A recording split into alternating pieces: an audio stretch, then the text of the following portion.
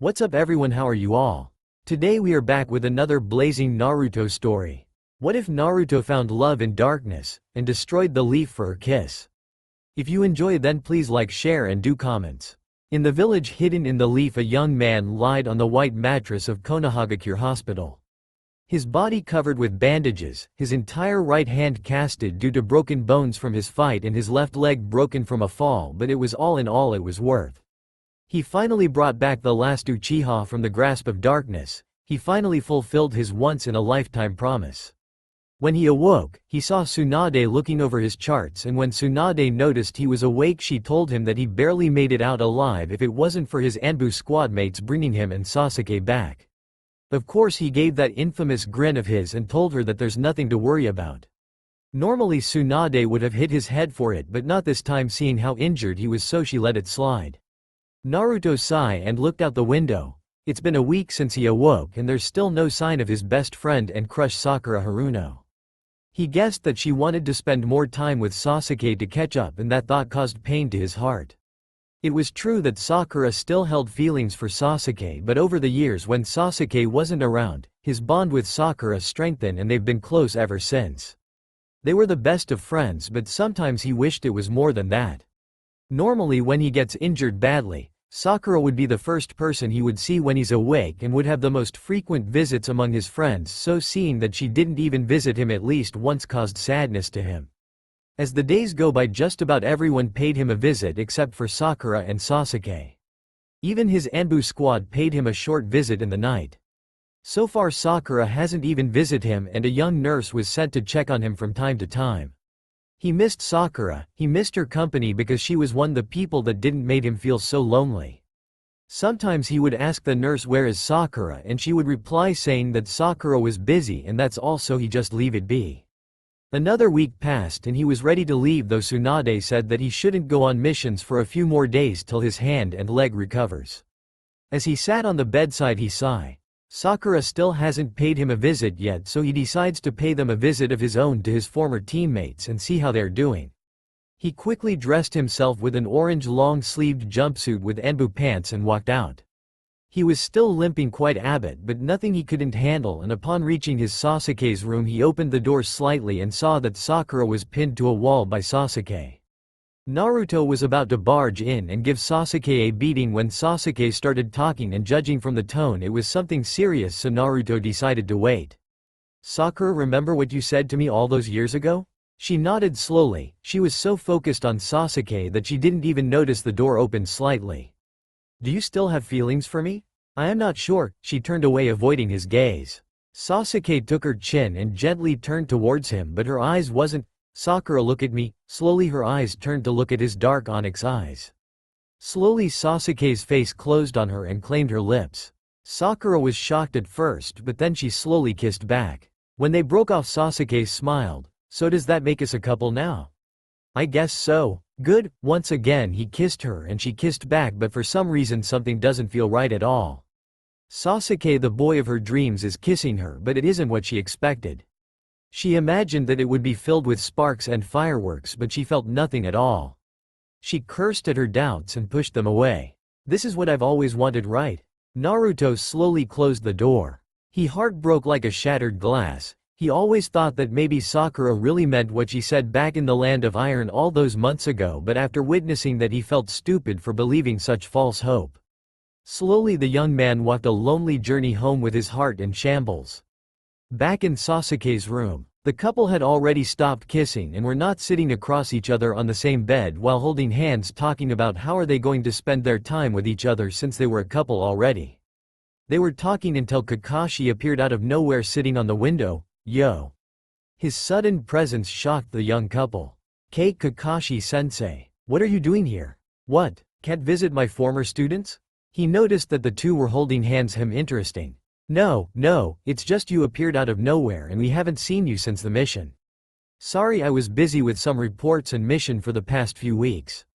"By the way, did you know Naruto is leaving the hospital today?" Really?" Sakura mentally hit herself. She completely forgotten about Naruto. She was too busy with Sasuke that she didn't even bother to pay him a visit. After all, he was the one who brought him back, so she should at least say thank you God, I'm such a horrible friend. She made a mental note to give him a visit. She came back to reality when Kakashi spoke.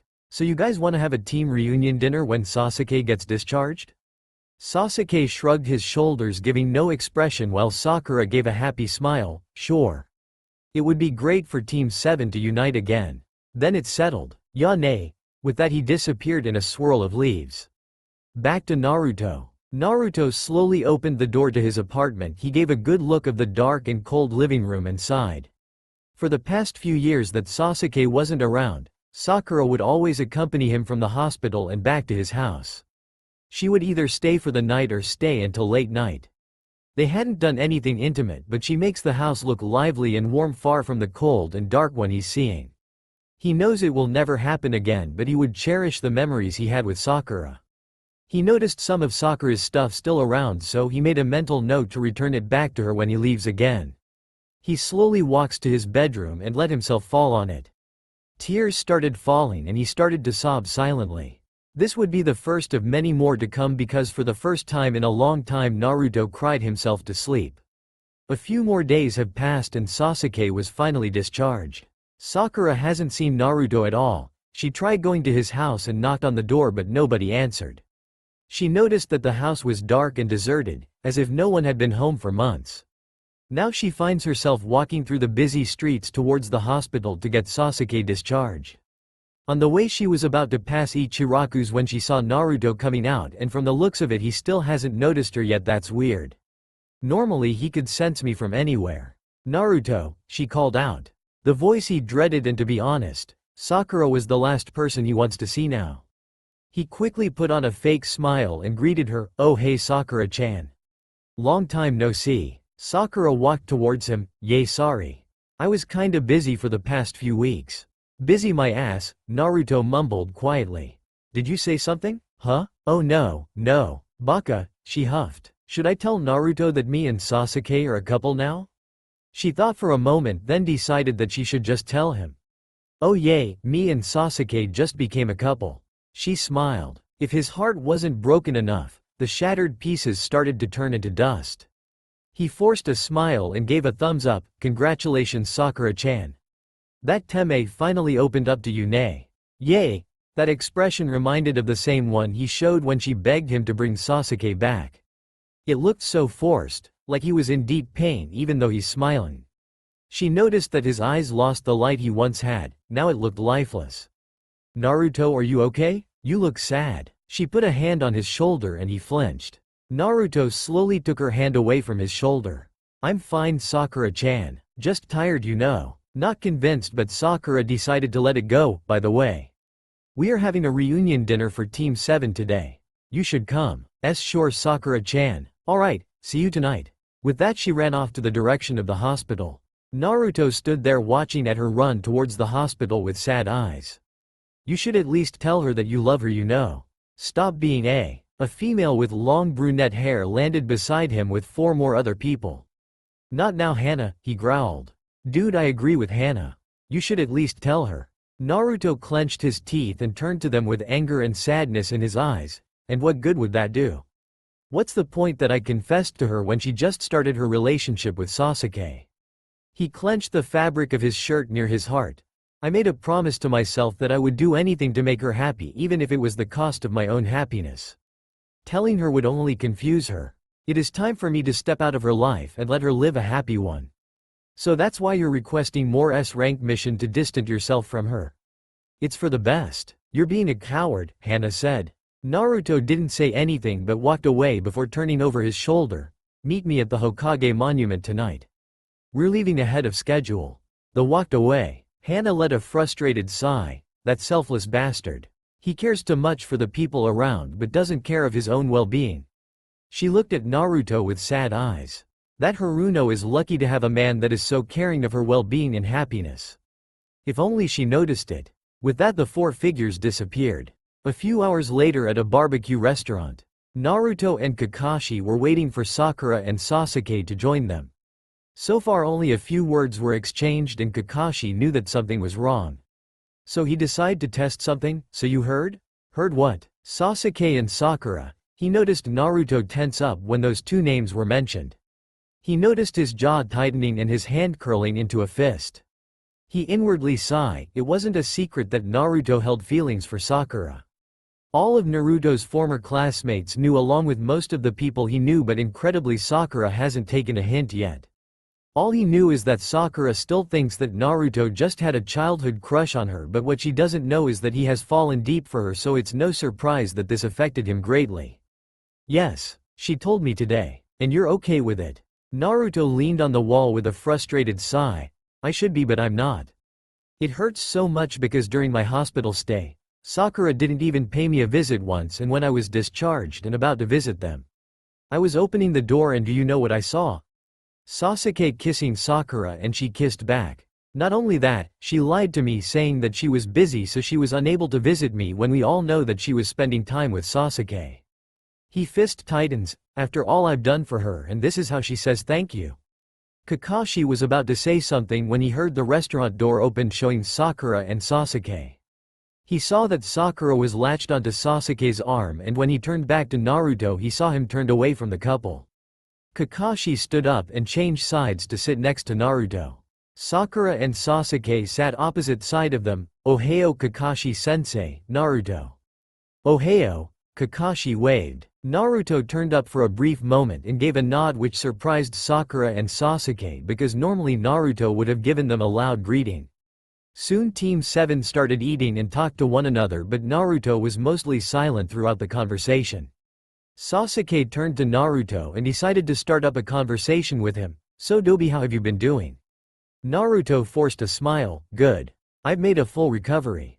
How about you? Same. Tsunade said that I would be under house arrest for a year, some questioning from the council and Ibiki, but I would be fine when I have Sakura with me. Sakura gave a smile that she has never shown before. I'll be with you every step of the way. I can't even make that smile. Naruto thought sadly. Soon the couple started to talk about how they are going to spend time together when Naruto finally had enough. I'm sorry guys, but I'm really tired. Have fun without me. He stood up and was about to walk away when small soft hand grabbed his wrist. Come on Naruto, stay for a bit longer. Yay Dobi, what's the rush? Sorry Sakura-chan, I have another mission tomorrow, so I need all the rest I can get. He took hold of her hand and gently took it away, then gave her a small smile. Don't worry, we can spend more time when I'm back, okay? Sakura looked disappointed for a moment then smiled. Okay. Naruto walked out the restaurant then stood at an alleyway. His heart ached because this may very be the last time they will spend time together again. The days where Sakura would keep him company were gone, but he would cherish those memories. He recomposed himself and made a lonely journey through the dark and cold streets of Konoha back home. It'd been 2 months since that reunion night, and Naruto has kept himself busy by requesting missions non-stop. Most of the higher-ranking Junins were left with nothing else to do since Naruto and his Anbu team took most of the high-ranked missions. However, high-ranking missions can take a toll on the human's mind. You get to see things you don't normally see every day. For Naruto, he was slowly changing. The nightmares kept him awake on most nights, so he resorts to alcohol. One day he came into the Hokage's office and asked for sake, much to Tsunade's shock. Now it isn't a common event anymore. He would come at night every so often and drink till there was no more. At first Tsunade didn't know the reason why he resorted to sake, but one night he spilled the beans, and from that moment she pities the young man. A once bright and cheerful man now slowly turned into a man with depression. A man who wants nothing more than to be loved. A man who has devoted himself for someone only to get nothing in return. To be honest, she was disappointed with her former apprentice. She would have thought Sakura would eventually opened up her heart to Naruto and made a complete 180-degree change when the Uchiha wasn't around. She hoped that one day Sakura would realize that she would never find happiness with the Uchiha and return the undying love that Naruto has given her. She prayed it will happen soon, because if it doesn't, Naruto is on a path that former head Rude Danzo wanted. A shinobi who would kill without hesitation and without mercy, a cold-hearted human with no emotions left in him. She be damned if she let Naruto walk down that path, because it will affect everyone that has come to respect and care for Naruto. She could only hope that when he leaves for a 2-year S-ranked recon mission in Otto, it doesn't get worse. A lone figure stood on top of the Yondaime's head at night. His blue eyes watched as two figures walked down the busy streets of Konoha, and from the looks of it they were enjoying their time. Though the Uchiha was still stoic as usual, but what caught him the most was how Sakura seemed to be enjoying his company, and a smile he never seen before was etched onto her face. His face turned sad because no matter how hard he tried he could never get her to smile like that to him. He bled for her, put himself in harm's way to protect her. He was there when she was down. He was there with her through thick and thin. He still held scars after he protected her from certain death so many times. No matter how much he tried, he could never win her heart. He always thought that she would return his feelings when Sasuke wasn't around, since she started to treat him better. They became as close as friends could get, and he always hoped he would escape that friendzone island, but no. He was just a replacement for her, a distraction to keep her from thinking of the last Uchiha. Suddenly he felt anger and hatred towards her. His feelings used against him, his kindness and his undying love for her taken for granted, and worst of all, she lied to him when he thought she the person he trusted the most. Is this how she repays his kindness and dedication towards her? Slowly he calmed himself. As much as he once hated her, he just couldn't. However, the once close bond they both had was now broken and could never be fixed again. He would always love her till the day he dies, but he would do his best to distance himself from her. He came back from his own thoughts and looked into the house and found that Sakura was already asleep. He decided to pay her one last visit. He disappeared from the mountain and reappeared in her room. Thanks to his specialty in stealth, he remained undetected even to a ninja of her caliber. He walked to her beside and kneeled. He brushed away some loose bangs from her face and kneeled there for a moment to take in her peaceful and beautiful face. To this day he still had no idea why she says that her forehead is oversized. He thought it's good to kiss it. He sighed. He never did get a chance to kiss her forehead, even though he was close when he transformed into Sasuke. She will never know that her forehead was one of her features he loved most. His face closed in on hers and he gently kissed her forehead. Then he stood up without looking back and disappeared into the night, never to be seen again for another 2 years. If he had looked back, he would have seen a soft and happy smile on Sakura's face. A young woman groans after being woken up by the alarm clock. She sat up and popped a few bones back to its place, then let a relaxing sigh. She ran her fingers through her disheveled long pink hair, rubbing her eyes and waiting for a few moments to let it adjust to the room brightness in the morning.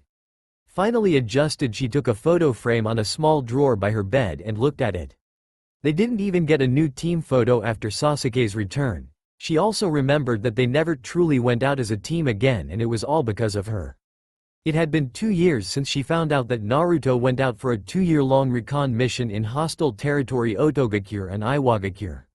What's strange was that on the night he left she felt something warm and soft touched her forehead where her diamond seal, and to this day she still doesn't know what it was. Maybe she had been dreaming or something. She put the photo down and she had a sad smile when she saw the other one next to Team 7's old photo. It was a photo of both Naruto and her standing side by side holding 2 sets of bells in their hands, grinning. Ino had taken it when she was passing by the training grounds, and she so happened to be holding a camera at that time.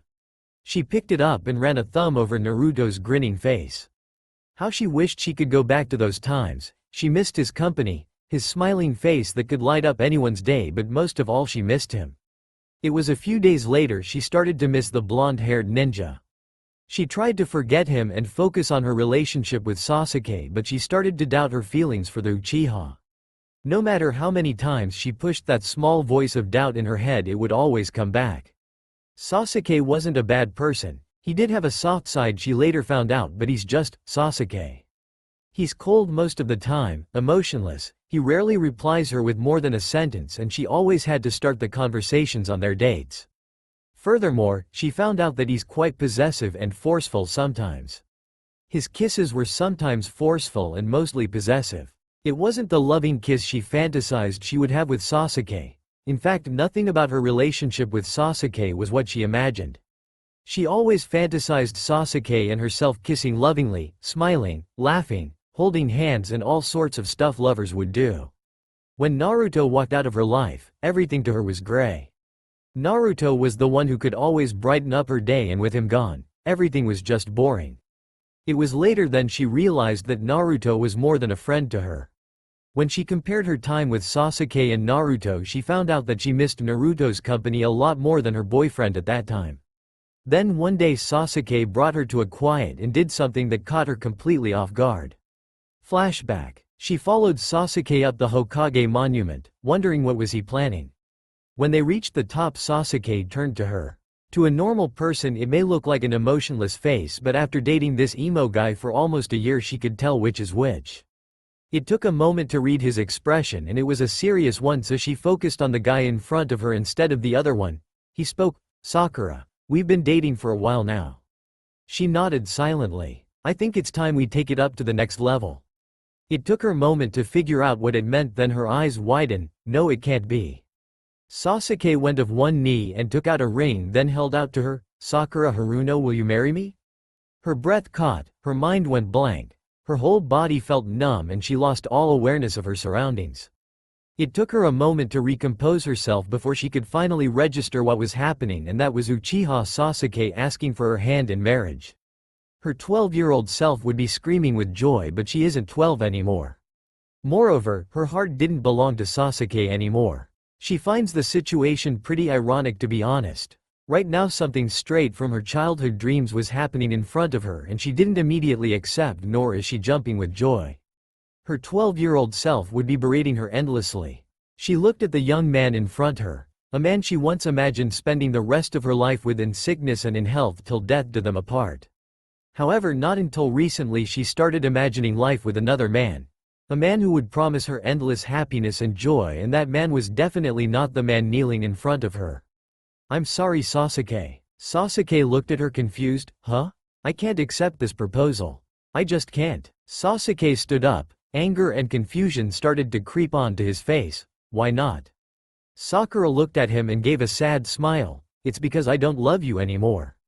She turned away from him and looked towards the village. "Maybe I never did." "Then why did you start dating me?" "I don't know." She sighed. "Maybe I always thought you were what I always wanted, but you weren't. For months I tried to convince myself that this was what I've always wanted, to get recognition from you, for you to finally return my feelings, but the doubts kept coming. Eventually I started comparing how different both of you were. It seems that the quiet and cool type isn't my cup of tea anymore. It was only recently did I realize that my heart belonged to another man. The one who gave me so much but never asked for anything in return, the one who went through thick and thin with me, the one who gave me a shoulder to cry on, taking my burdens away and sacrificing his happiness for the sake of mine. The man is Naruto Uzumaki."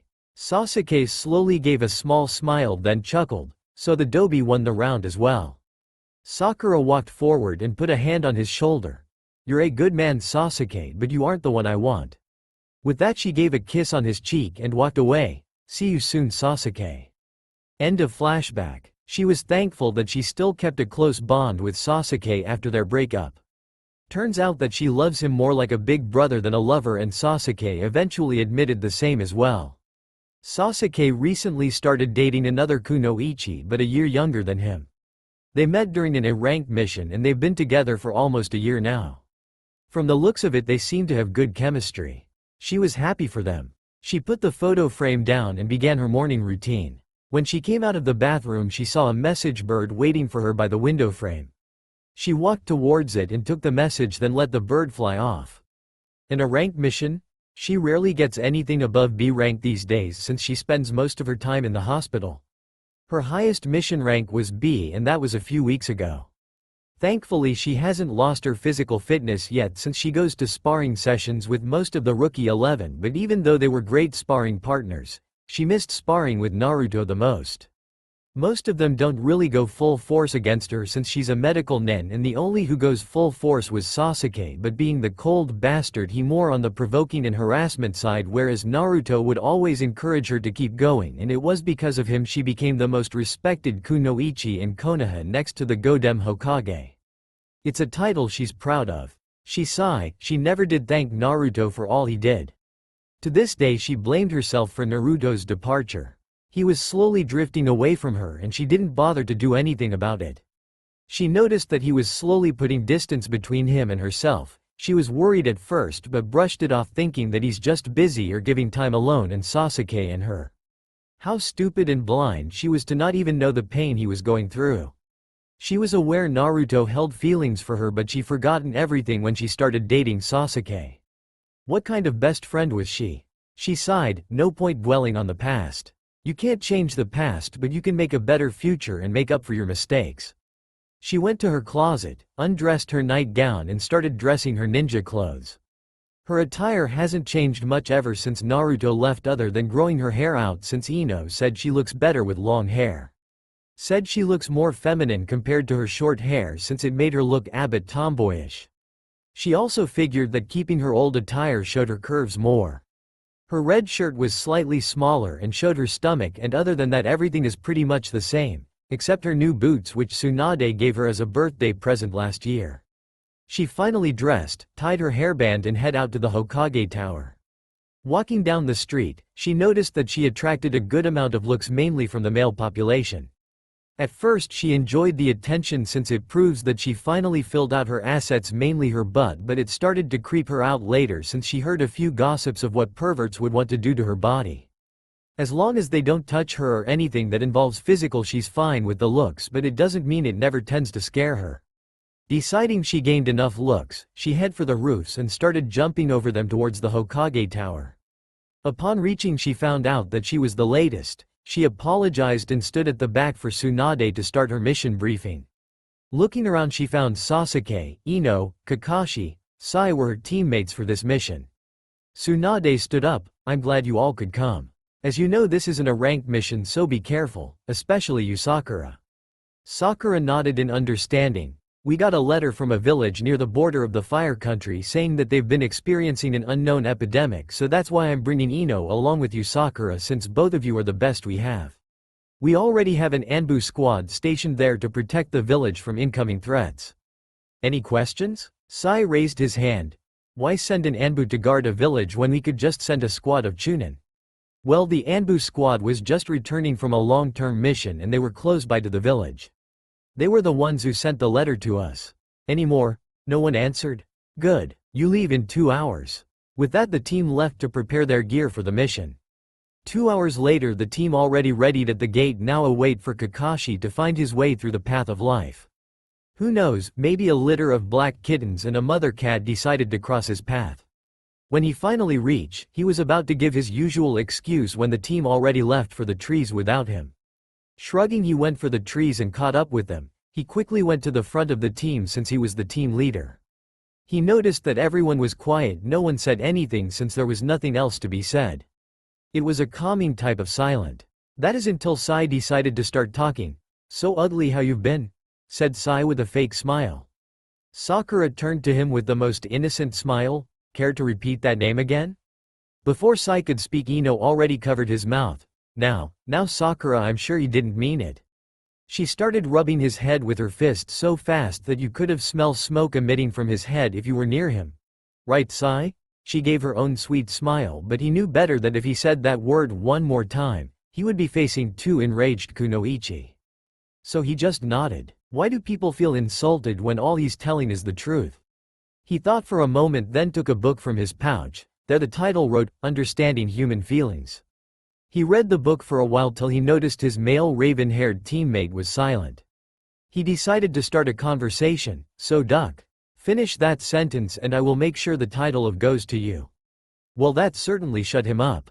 Since no one was in the mood to talk, he just continued reading his book in silence. They traveled for another 2 hours with no further conflicts and arguments till Kakashi sighted the town's gate. He signaled them to slow their pace. They landed in front of the gate and noticed that there weren't any guards coming to greet them, so went on full alert just in case if there's an ambush.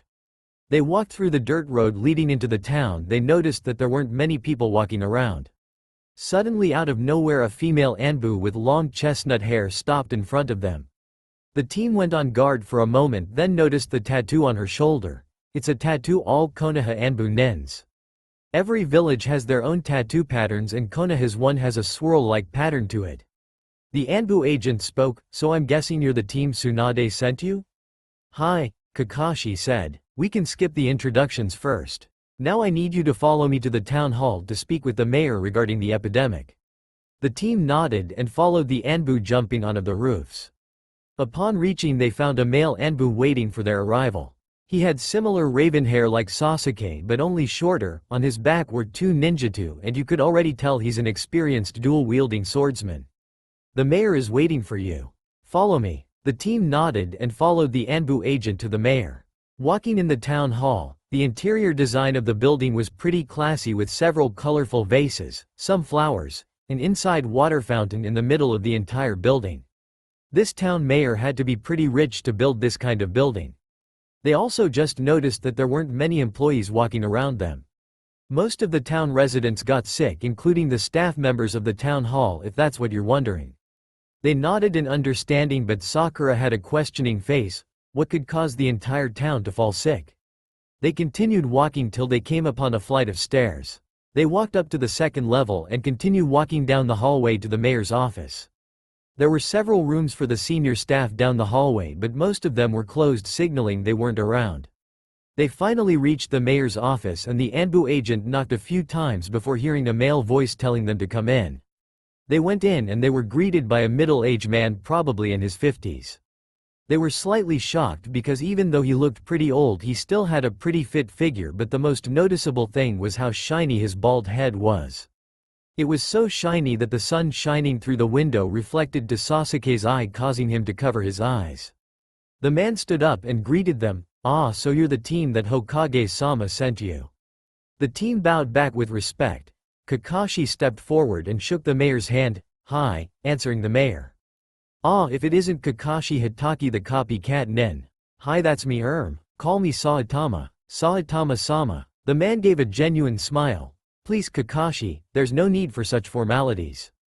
Saitama is enough." Kakashi nodded. "Hi." The elder man smiled and looked over Kakashi's shoulder. "So do you mind introducing your team? They look pretty promising to me." "Hi." Kakashi stepped aside. The blonde-haired kunoichi is Ino Yamanaka from the Yamanaka clan. She specializes in interrogation and is also an experienced medical combat nin. "A Yamanaka clan? Is your father Inoichi Yamanaka?" Ino nodded. "Yes, but how did you know?" "I met your father when I was on a business trip to Konoha." "I see." Kakashi then continued the introductions. "The pale-skinned man is Sai. He has no clan but was a former Anbu agent." The elder man nodded and smiled at the young man. "The raven-haired man is Sasuke Uchiha from the renowned Uchiha clan." The elder man tensed up. He has heard of the misdeeds the Uchiha did in the past, and the cold glare he was giving wasn't very comforting. Kakashi of course noticed this and put a hand on Sasuke's head and started rubbing his head. "Don't worry Saitama-san, he's okay now. He is actually a pretty nice guy when you get to know him, aside from his cold demeanor. Isn't that right, Sasuke?" Sasuke swatted Kakashi's hand away, clearly not appreciating being treated like a genin, again crossed his arms over his chest and looked away. Kakashi's sweat dropped while Saitama gave an awkward smile. He signaled Kakashi to continue to the final member. "Lastly, we have Sakura Haruno from the Haruno clan. She's renowned and highly respected medic combat nin and looked up upon as an idol amongst other kunoichi in the village. She was trained by the Godem Hokage Lady Tsunade, and she will be leading the investigation and medical research for your epidemic problem." The elder man's face beamed with happiness. "Oh, I've heard of you. You were the one who worked with Lady Chiyo in defeating one of the Akatsuki members, right?" Sakura blushed with embarrassment. "Well, I don't want to boast, but I guess you could say that." She scratched the back of her head and giving a shy smile. "Then my town is saved. Having two experienced medic nins and one of them being the apprentice of Lady Tsunade nonetheless." Sakura gave a small but shy smile. "I'm flattered." Then the elder man turned serious. "I think it's time we get down to business." The whole team tensed up and nodded. They all moved to a table and sat around it. "So what seems to be the problem, Mayor?" The mayor let out a sigh. "Well, the epidemic started about a week ago when people started falling sick." "What are the symptoms?" "Well, they consist of coughing, flu, headache and mostly stomach ache. I know it may sound like your average illness, but our town doctor tried to cure them, but his medicines had no effect, and now even he has fallen victim to the illness."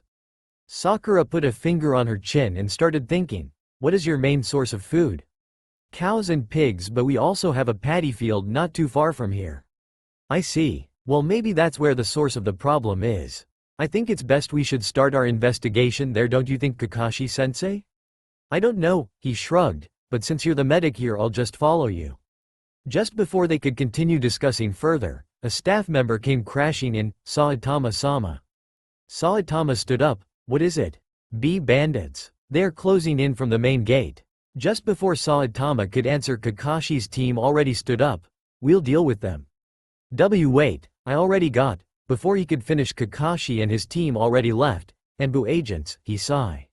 Oh well, the ANBUs did say that their leader was an ex-teammate of the team that just left. A large group of bandits which consist of several missing nins were heading to the town and they were closing in fast. The leader of the group was eager to set foot into the village. When I'm done with this I'm gonna have some fun with that cute secretary, he licked his lips. Their advance came to a complete standstill when a flash of pink hair came in front of them and punched the ground hard, causing them to fly back. The leader, being a skilled nin, managed to land safely, but others weren't so lucky. The large group looked at their enemy only to find a small group of nins. They laughed out loud. This is what they sent. What can 5 people do against us? Ha ha ha. With a flick of a finger from the leader they all kept quiet. I apologize for their behavior. Allow me to introduce myself. My name is Shinjiro, formerly an Anbu from the village hidden in the mist.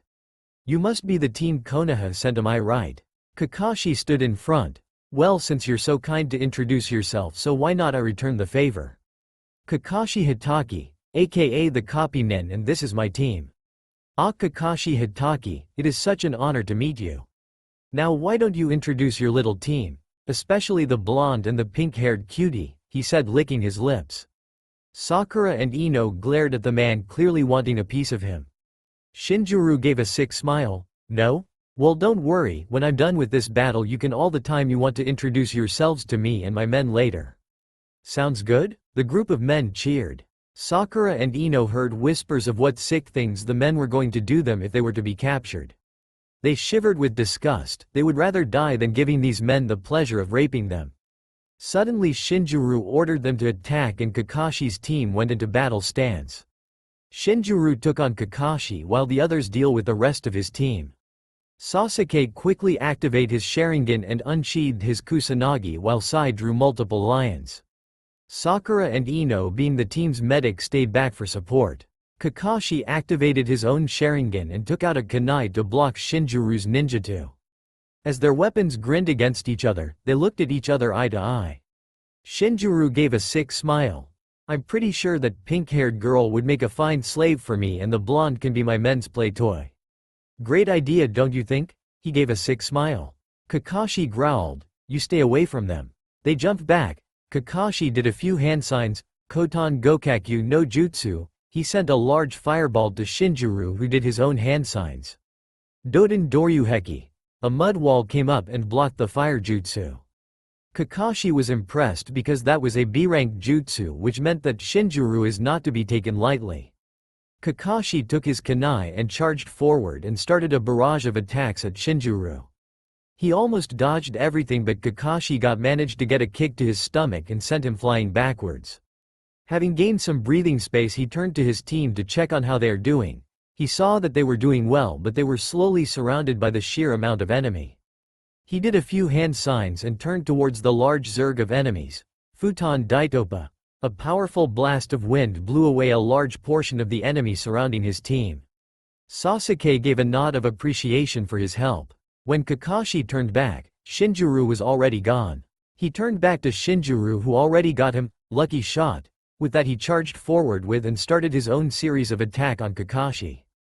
Though Shinjiro attacked with tenacity, Kakashi, having the Sharingan, was able to keep up. The two were evenly matched, their speed so fast that to a normal eye it would be impossible to keep up. Some of the men watched in awe for a while, then continued their assault. Sasuke smirked as he managed to take 2 more enemies. Everything was going well so far and it would just a matter of time before they beat everyone. That is, unless he jinxed himself. Drop your weapons. Everyone turned behind to see Sakura with a blade poised at her throat and another guy standing beside her. They noticed that Sakura had her hands held behind her back. Ino, seeing this, jumped back to the safety of the 2 men. Sakura, on the other hand, was not happy. How could I let these 2 sneak up on me like that?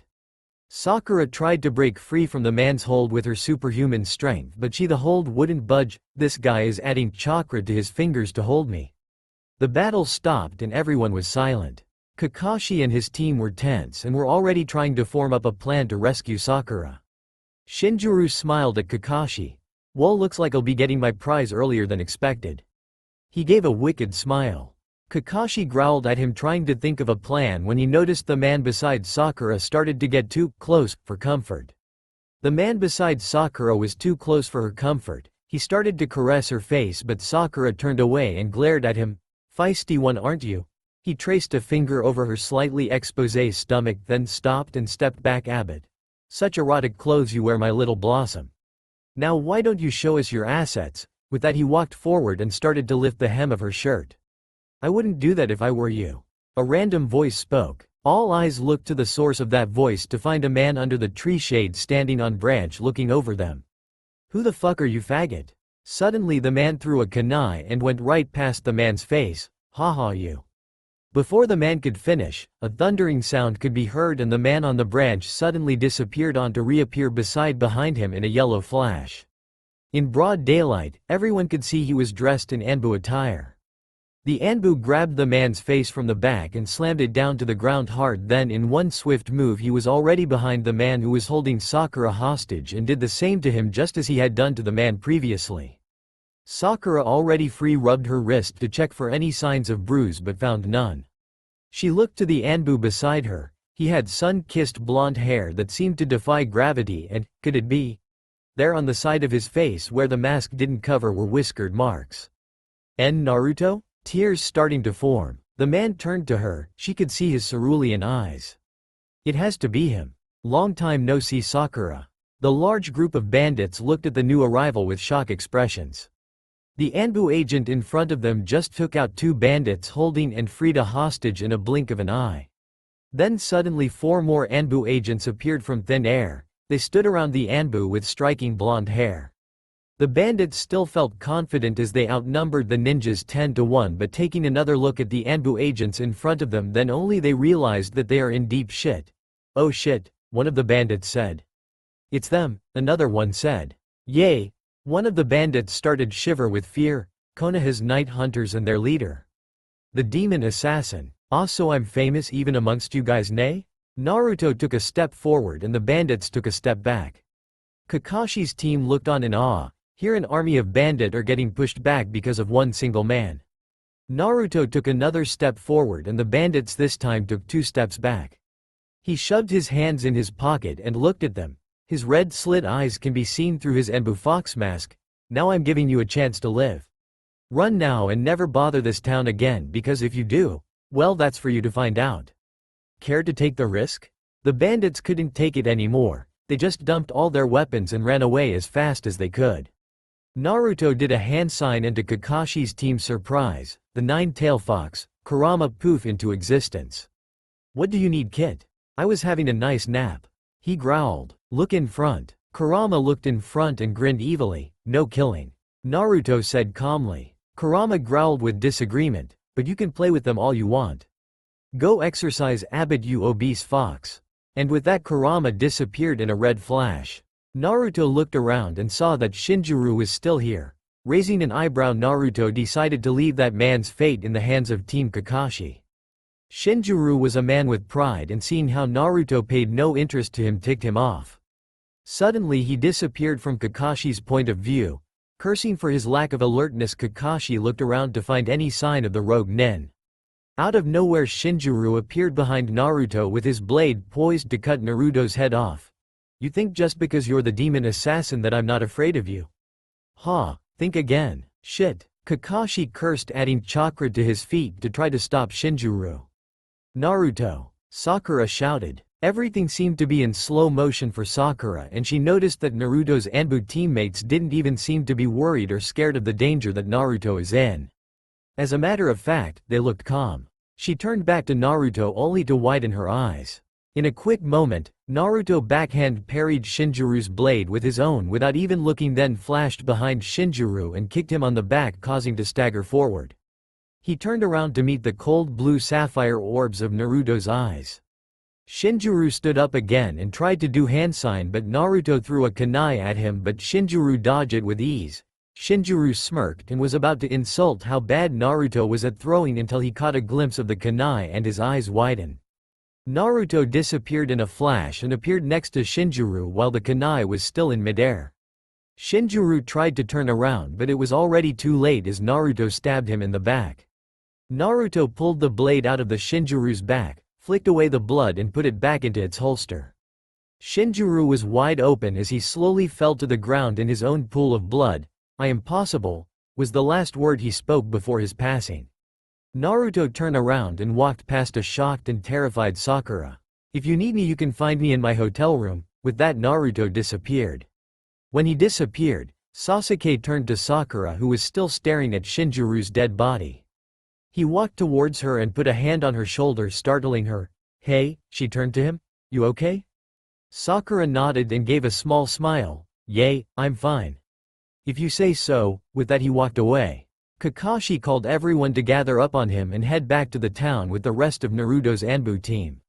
On the way back to the town, everyone was quiet except for Asuna and Kirito. From what can be heard, it seems that Asuna is scolding Kirito about something, so Sakura focused on their conversation from afar. "What do you mean you were busy?" Asuna scolded. "I was busy with some important stuff, Asuna." "I'm pretty sure important stuff meant finding swords, When Kirito didn't reply, Asuna frowned. "Kirito, what did I tell you about looking for swords when you have a responsibility?" But Asuna, there were 2 titanium-made swords. Another glare from Asuna caused Kirito to shut up. He felt a little sad knowing that he most likely wouldn't get another chance to see those 2 swords again. Asuna of course noticed this and jumped closer to him and gave a kiss on the cheek while giving a smile. This earned a confused look from Kirito.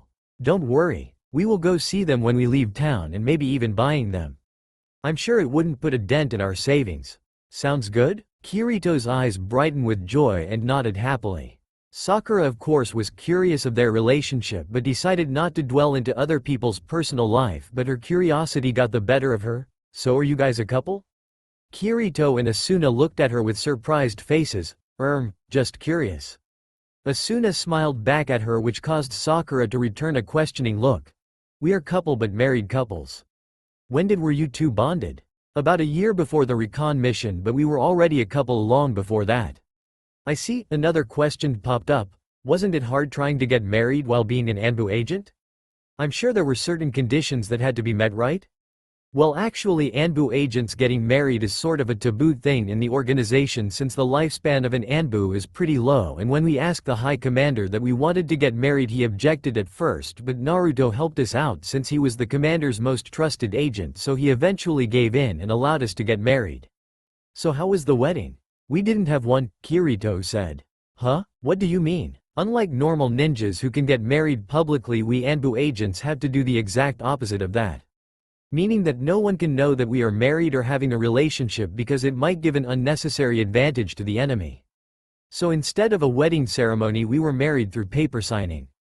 However, I cannot undertake Kirito's clan name until I retire from the Anbu." "So you guys are married but didn't even get a wedding ceremony?" "Pretty much," Asuna smiled. "It's okay though, because as long as we are together I'm okay with it, wedding or not." Kirito gave Asuna a genuine smile and Sakura was about to continue on when Kakashi voiced out that they were reaching the town. They reached the gates and the town's mayor was already waiting. "Thank the heavens you all returned safely. Are the bandits taken care of?" "Yes, and they won't bother you again," Yasuo replied. Saitama let out a sigh in relief.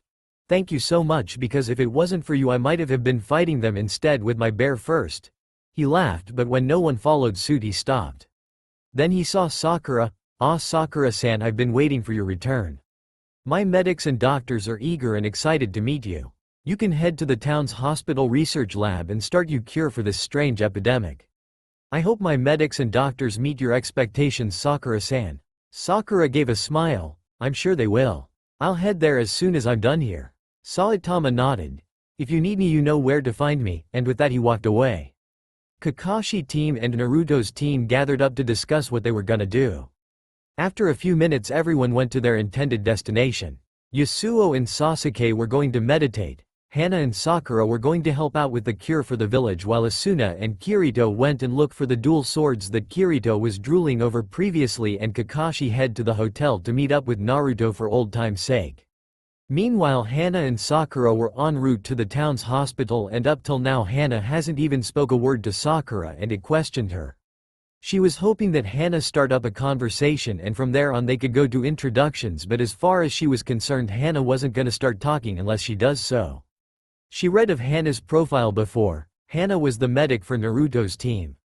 She has a solid 3-year experience as a medic nin in another Anbu team before transferring to Naruto's team after being hand-picked by Naruto himself.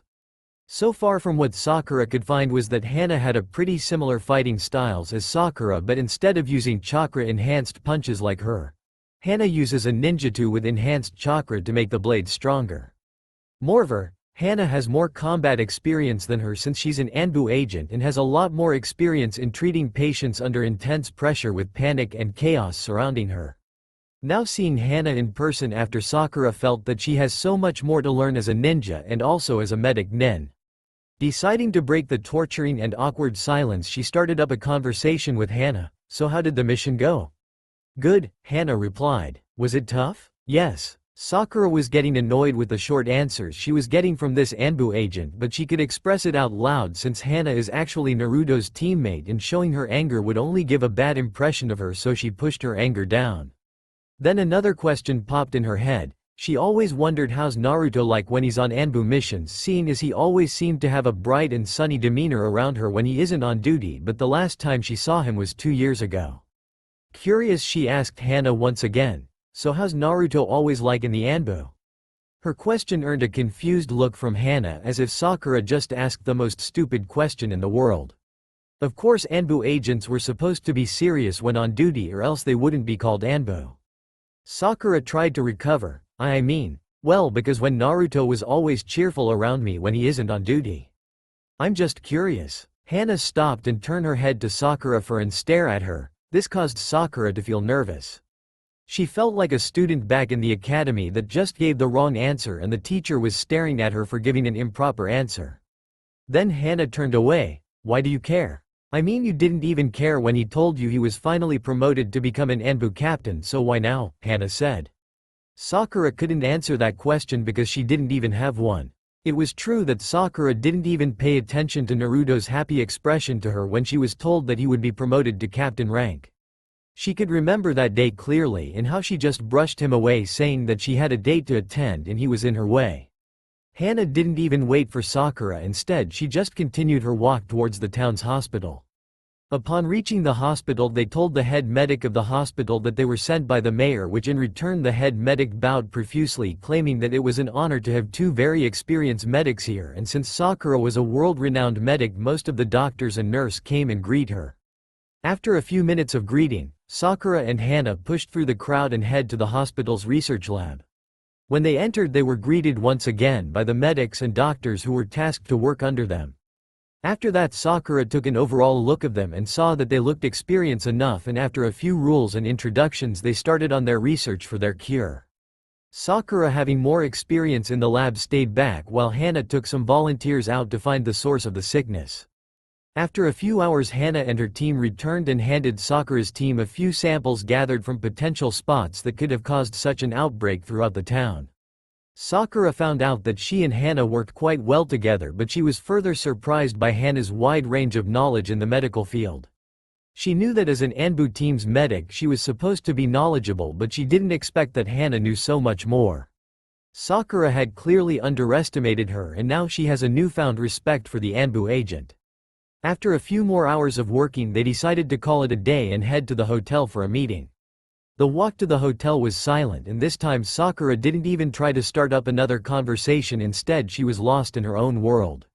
Sakura couldn't help but wonder how life would have been if she returned to Naruto's feelings instead of going to Sasuke. Though she told herself countless times that the past is the past, she just had to imagine it. Her life wouldn't be as messed up as it is now, a life where she could have lived without guilt. A life filled with happiness, and a life where she would be loved. Kinda like those love novels she reads on her pastime. Going for Sasuke would certainly become the biggest and stupidest she had ever made in her life, and if she were to have children one day she would tell them to never fall for a boy with looks only. That is if she finds a man she could get married, and unfortunately for her the one man she wants to spend with the rest of her life is probably out of reach and maybe forever be. What could she say? She brought this upon herself, and if God decides to punish her by keeping her a single woman till she dies, then she would accept the punishment, but before she dies she would at least ask forgiveness from Naruto for her past actions. It didn't even matter if she had to beg on her knees and bow to him just for his forgiveness. She would gladly throw her pride away just for Naruto's forgiveness, because if he didn't forgive her she might not be sure if she could rest in peace in the afterlife. She was broke from her chain of thoughts when Hannah spoke to answer your question earlier on. He was always serious during missions, but he keeps spirit of the team up with some jokes, but for the last 2 years he's changed so much. He rarely smiles anymore. That's all I can say. Sakura didn't reply but just keep silent, but Hannah knew she heard her. They walked for a few more minutes till they reached the hotel. They were about to close the lift door when they saw Kirito and Asuna telling them to wait. When they finally went in, Sakura saw that Kirito was holding 2 very big swords while Asuna had a sword of her own, except they were wrapped in a transparent plastic. She noticed that the swords that Kirito was holding were too big and broad for stealth missions, and Asuna's one looked a bit too thin since it looks like it could snap with a swing of a normal enhanced chakra katana or ninjutsu, but she didn't question them since she wasn't an expert with weapons. When the lift finally reached the floor that Naruto was in, they walked out, and it didn't take long to find Naruto's room since it was just at the end of the hallway. They knocked on the door, and when it opened Sakura nearly died from blood lost because standing at the doorway was a half-naked Naruto with wet hair, a towel draped over his shoulders, wearing a gray short pants that reach his knee. She knew Naruto was fit, but damn, she didn't expect him to godly fit.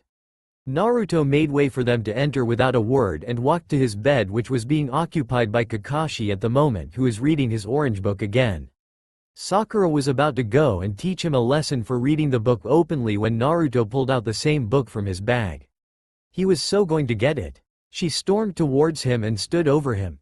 Kakashi noticed her and kept his book, knowing her wrath, but Naruto kept on reading. To her surprise, he didn't even acknowledge her presence because normally by now Naruto would be on his knees begging for mercy. She was slightly annoyed and angered that he didn't even bat an eye to her. "Naruto," she spoke in a menacing tone that made Kirito sweat nervously since he had heard of the pink-haired Kunoichi's wrath before. Naruto looked up for a moment with a bored expression. "What? How could you read that perverted book?" She cracked her knuckles. "I suggest you take it unless you want to get punched." Naruto raised an eyebrow. "Why? You're not my mother nor my superior, so I have no reason to follow your orders." Sakura was getting pissed with his attitude and took it upon herself to take the book from Naruto's hands, so she grabbed the book and threw it across the room, but Naruto teleported across the room and caught it. He leaned against the wall and started reading again. "Why would you read that erotic book that's filled with nothing but perverted shit?" Naruto stopped reading and looked at her. "How do you know?" Sakura was taken aback by his question. Because Naruto walked and stood in front of her face with a bored expression, but it also held some annoyance which Sakura noticed. "You insult the book by looking at its cover only. If you look into the book for once you would know that there's more to that. Judging something or someone by its cover will get you nowhere in life. It will only cause people to hate you and stop being a bossy, annoying bitch. You have no right to tell people what to do. Get that in your thick head." She saw him turned away, but not before hearing him whisper, "Annoying." Her eyes widened when she heard those words. So far the only person who called her annoying was Sasuke, and that was in the past, but hearing it from Naruto was just painful. She knew that she was annoying in the past, but clearly her attitude had improved ever since, right? She became lost in her own thoughts when Naruto spoke again, saying that he would be going out for some fresh air while inviting Kakashi to come along with him, which he accepted. It wasn't long when the 2 men left that Sakura also decided to get some fresh air. She needed time to think. Back on the streets where 2 men were walking side by side, Kakashi was still thinking back to the way Naruto talked to Sakura. He had never heard Naruto use that tone to anyone before, especially Sakura, and even though she deserved it for being bossy, he felt that Naruto could have been nicer. "Don't you think you were a little too harsh on her?" Naruto shrugged his shoulders with an emotionless face. "Beats me. I think she deserves a little taste of her own medicine." Kakashi spoke nothing but kept walking instead. Kakashi asked as he sipped a cup of sake. Naruto decided that they head for a local bar where they could just talk and catch up. Kakashi was also a former Anbu agent after all, so it made it easier for the both of them to talk by sharing their experiences. He looked up to Kakashi from an ANBU's perspective. As an Anbu captain, he had rights to search through all the inactive and active Anbu agent profiles, and one day he happened to come across Kakashi's one. Knowing Kakashi's former career as an Anbu, Naruto looked into it and was slightly shocked to see the amount of high-ranked missions completed by Kakashi at a young age. From that day on, he had a newfound respect for the copycat nin. "Pretty good so far," replied Naruto. "How was your stay in Oto and Iwa?" Kakashi asked, smirking. He had been in those places before and it was a nightmare. In Iwa it was so rocky that even for an experienced Anbu like him would find it hard to scale the mountains. Oto's weather was pretty much unstable. It could be hot for 1 month then freezing the next month. Oto and Iwa lands was not for the faint of hearts. Naruto sighed. Well, Iwa's land are mostly rocks and mountains while Oto is more on forest.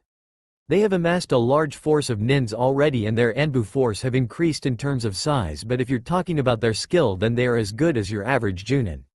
The non-ANBUs are pretty much lower to average Chunin level. Then at this rate I might be called back into the force. Don't know. It will be the commander's and Hokage's decision, but before I left I heard rumors that they might be bringing back some ex-Anbu agents to lead more recon and assassination missions. Well, we'll just see what happens when we get back then. Naruto nodded and ordered another bottle of sake. They were the only ones in the bar, seeing as most of the town residents are bedridden sick. The bar owner was fortunate enough not to fall sick to the epidemic, seeing as he just returned from a vacation to Mizu no Kuni and he was shocked to find that the entire town was sick.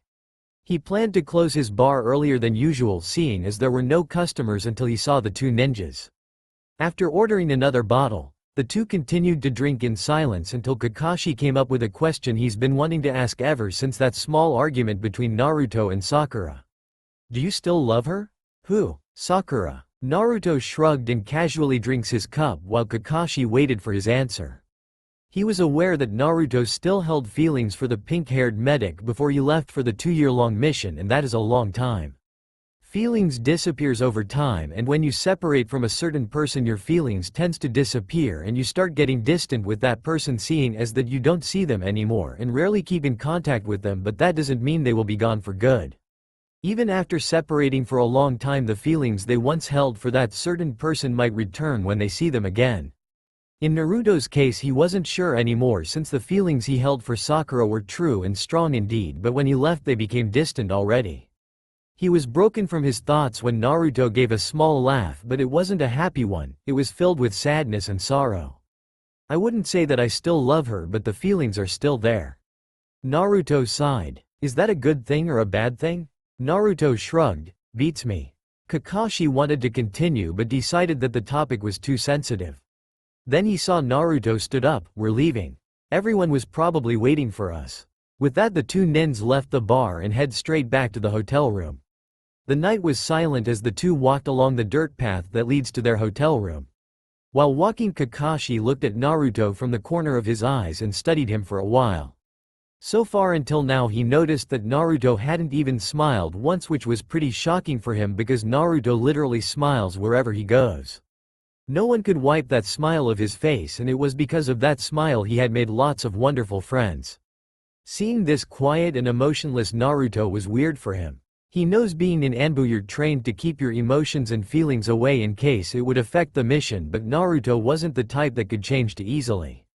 Wherever he goes people smile at him. He always had that bright aura surrounding him that would wash away any depressing mood of the people around him. That's what makes him Naruto, the Naruto everyone learned to love. He wasn't so sure the villagers would be happy to see how much their idol changed. The once bright and happy-go-lucky Naruto turned to an emotionless man who rarely smiles anymore. He for one is sure that Tsunade along with the rest of Rookie 11 would not be pleased with his change of character and attitude. The only good thing he could see from this change was that it made Naruto look more mature.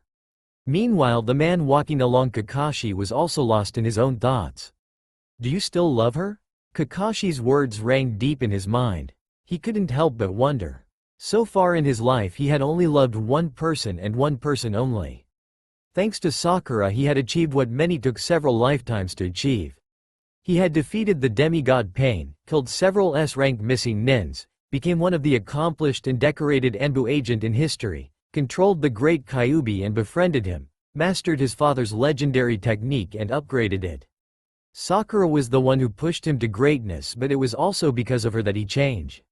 His friendship with Sakura was important to him, something he would do anything to keep it, but in the end they became distant. To this day he still felt anger towards his former teammate. He realized that Sakura was using him as a replacement till he brought back Sasuke and then she would leave him without a word. He thought that she treasured their close bond and friendship, but he thought wrong. Used like a tool only to be thrown away like trash when there was no use for it anymore. She promised that she would make him feel lonely again, such bullshit. He could remember the days where Sakura would wait for him to return from a mission at his house or hang out with him, but those days disappeared when Sasuke returned. Ever since then he would always come back to a dark and cold house. He would wander around and sometimes he would sit on his father's head on the Hokage monument watching the villagers go along their business. Most of the times he would catch both of his former teammates walking through the village hand in hand. However, even without Sakura he still had amazing friends to hang out with, but he would always miss Sakura, and there even sometimes where Sakura and Sasuke would join but he wouldn't stay for long. No matter what he did he would always think of Sakura, so that's why he decided to indulge himself into more top-rank missions. It would keep his mind of her and it helps relieve stress. On that night when he kissed Sakura in the forehead he promised himself that he would never open his heart to anyone else again. He would never love again. It's better to die a lonely man than feel the aching pain in his heart, he concluded.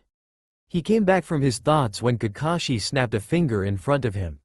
"You okay?" Kakashi asked. "Yay." The two nins walked into the hotel and to their room, and upon reaching the room they noticed that most of the gang already arrived except Sakura. Sasuke and Yasuo were busy sharpening their swords. Naruto guessed that while meditating those two found something in common, seeing as both like katana swords. Sai was busy reading a book with the title, Understanding Human Feelings. Naruto inwardly faced palm. It's been 2 years and that guy still hasn't realized that reading books like won't help a lot at all. He saw his blue-haired teammate sitting on the floor with a weapons scroll in front. He saw that she was checking her supplies of arrows left. Then he looked at the bed and saw that Kirito and Asuna were busy polishing Kirito's newly bought swords clean while Hana and Ino were talking about medical herbs. It was long before the door opened revealing Sakura. She apologized for being late, then sat on the floor with her knees tugged close to her chest. Without waiting any further Naruto began the meeting, but not before saying, "Hana, is the room sealed?" Naruto asked. "Hi." Naruto nodded then looked at everyone. "Before we begin let's start with the introductions. Let's start with Team Kakashi. Kakasahi Hitaka, rank Junin. Sasuke Uchiha, rank Chunin. Haruno Sakura, field medic. Rank Junin." Sakura bowed politely. Sai, former Anbu Root member and now ranked Junin. "Nice you meet you all." Sai gave a fake smile. Ino Yamanka, field medic and rank Junin. Naruto nodded. Naruto Uzumaki, codename Fox, team leader of Anbu Squad 7 and Anbu captain. Yuki Hanako, codename Hana, Anbu captain and field medic. Everyone was surprised with Hana's rank because they thought she was just a normal Anbu medic, not a Anbu captain as well. "Just call me Shinin." Anbu captain. "Kazuto Kirigaya is my name, but you can call me Kirito." Anbu captain as well. Yuki Asuna, codename Lightning Flash. Anbu captain. Yasuo, Anbu captain. Team Kakashi were shocked. Never before had they heard that an Anbu team would only consist of Anbu captain ranks only. It was almost unheard of. They may not know much about the Anbu organization, but they do know that having more than a captain rank Anbu in a squad is rare, because those who have reached the rank of captain would separate from their former team and go into a leadership course which will teach them to lead a team of their own in the future. Kakashi, however, wasn't as shocked as his team because he too had been in a team consisting of more than one Anbu captain, but it was for a brief moment. He had never heard of a team made out of Anbu captains, because if a team of Anbu captains gets killed in battle it would have dealt a deadly blow to the organization because they lost several experienced ANBUs. Being a captain in the Anbu is hard because of trials you will face. Moreover, you will to do a series of solo S-rank missions. Kakashi himself was close to achieving captaincy, but before he could finish his last few missions he left Anbu to become a team leader for the Genins. Curious, Kakashi wanted to ask but Ino beat him to it. How could an Anbu squad consist of captain ranks only? Shouldn't it have one Anbu captain? Naruto nodded, correct. It is a rule that every Anbu team should only consist of not more than one Anbu captain, but it is acceptable for another Anbu captain to join up with another if given the permission from the commander. If a teammate from an Anbu team reaches captain rank, then that person is to leave that team. However, in our case, since we all achieved captain rank at nearly the same time and how effective we worked together as a team, the commander and Hokage decided that it would be a waste to separate us. So they decided that we will be made an exception. Team Kakashi nodded in understanding. Naruto continued, now let's begin. 2 days ago I've received notification from the Hokage that new team members will be added to my team. This caught Naruto's Anbu team by surprise. They were not expecting that new team members were going added because as far as they were concerned they worked together pretty well so far.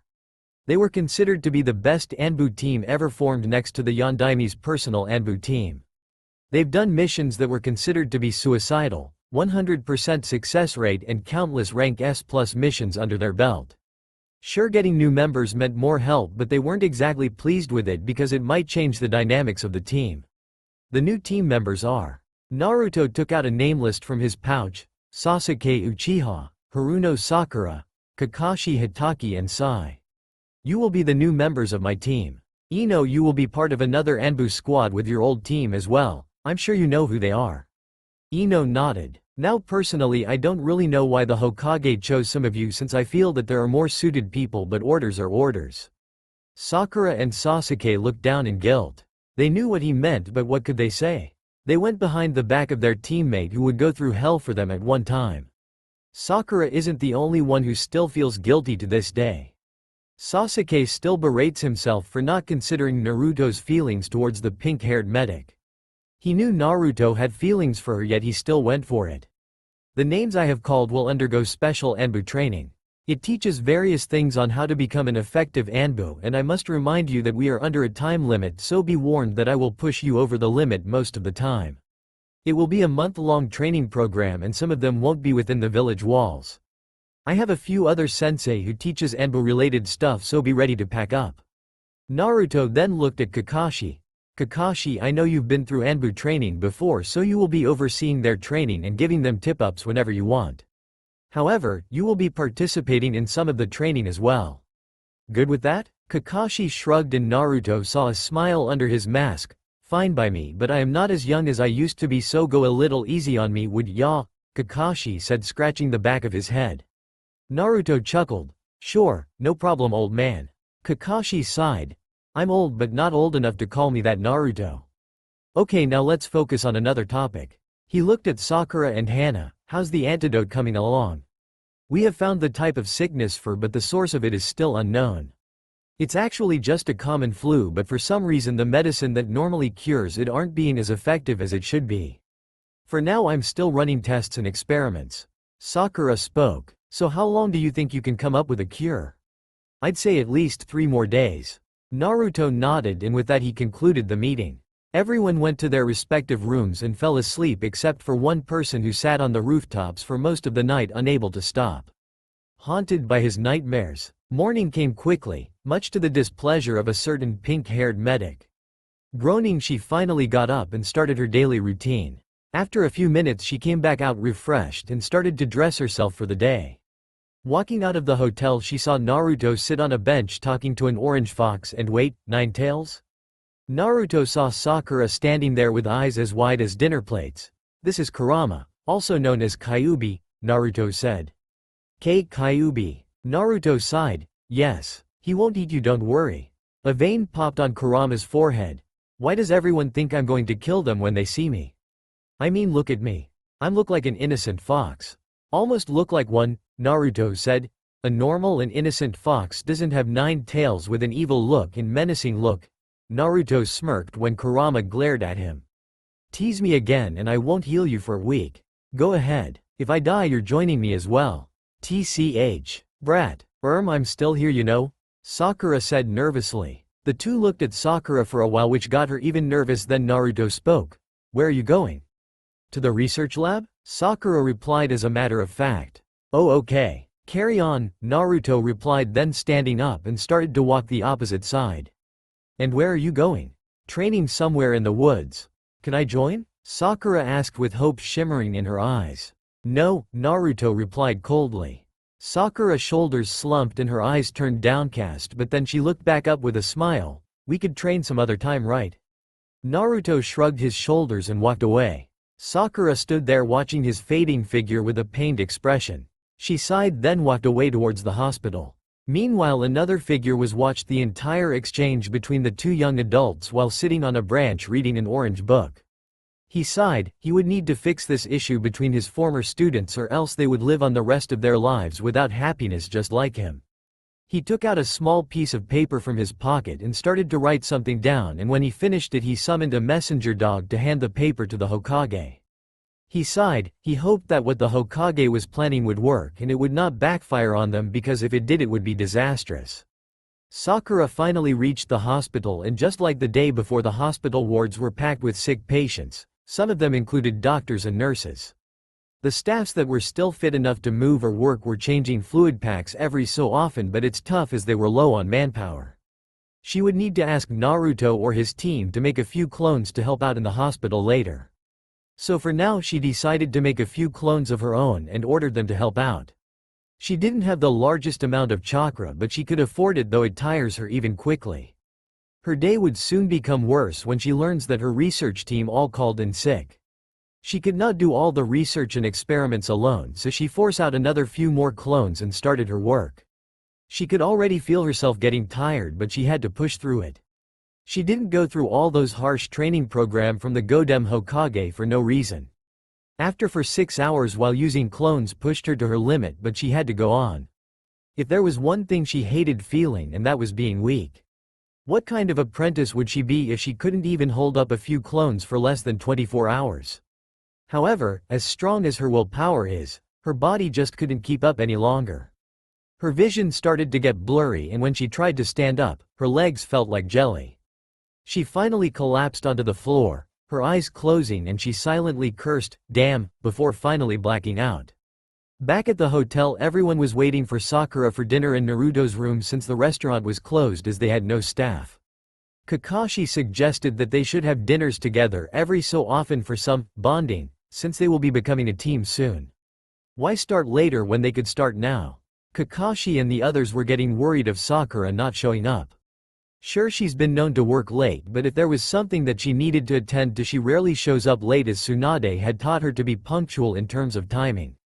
They decided to wait for a few more minutes, and when she still didn't show up they decided to look for her, but Naruto told them to stay put while he went out to look for her. Meanwhile, Kakashi smiled under his mask. As much as Naruto claims to dislike Sakura, now he knew that Naruto still cared for her more than he let on. He's just stubborn to admit that he still cared for her.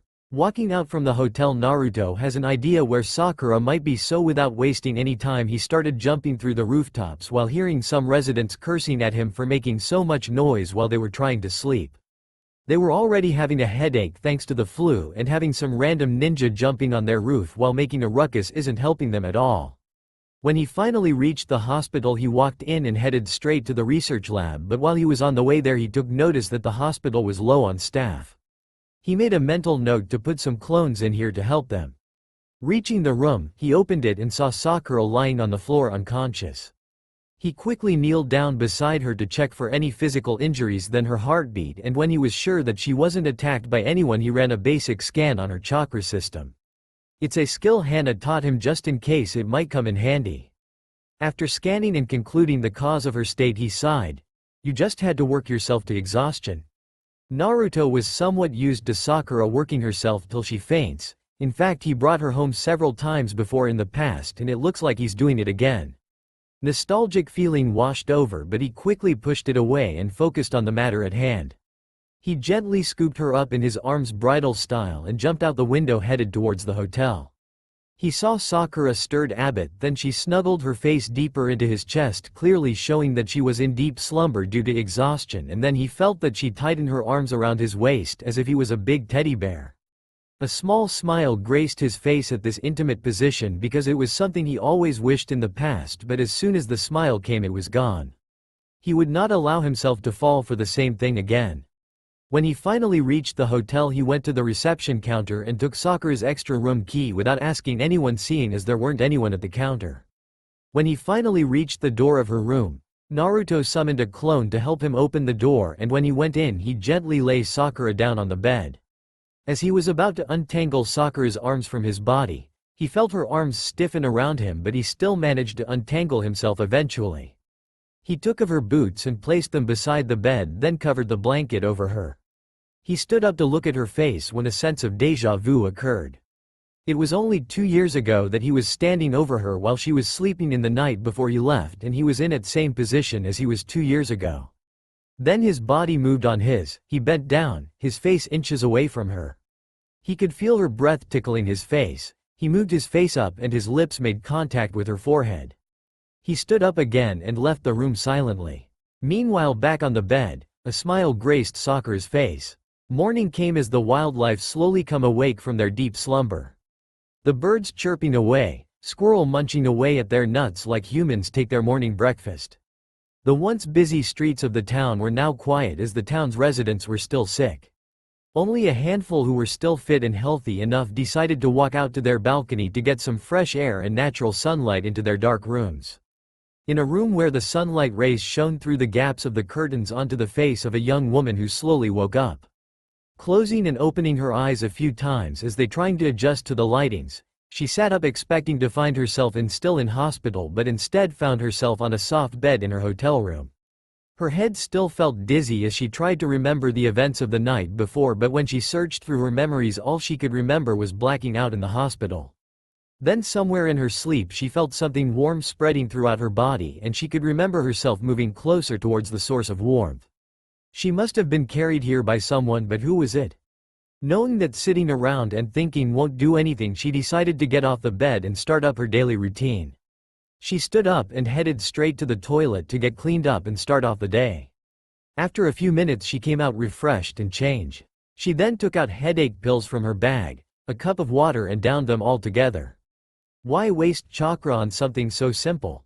Grabbing her ninja gear and tying her headband, she opened the door and closed it behind her, then began heading towards the hospital. Upon reach the hospital, she surprised to find not one but dozens of Naruto, Ino and Hana clones walking around the hospital. Immediately she stopped one of Ino's clones and asked, "What's going on? What are you guys doing here?" "Oh, don't worry, forehead. The hospital is just low on staff, and seeing as you worked your butt off for the past few days we decided to give you a break." "I'm fine, you know," Sakura mumbled. Ino smirked. "Yay, after fainting in the hospital you look real fine to me," Ino said sarcastically. "Doesn't matter, I'm okay now and fit for duty again." She was about to walk past Ino's clone when another clone stopped her. "Nah, we have orders to stop you from working today." "Orders from who?" Sakura asked, nearly shouting. "Orders from me." Sakura recognized that voice and turned around to find one of Naruto's clones standing while holding some blood bags. Probably for a patient. To say Sakura was angry would be an understatement. She was furious. Who was he to order her like that? "Who do you think you are to order me like that? I'm a Jonin of Konohagakure."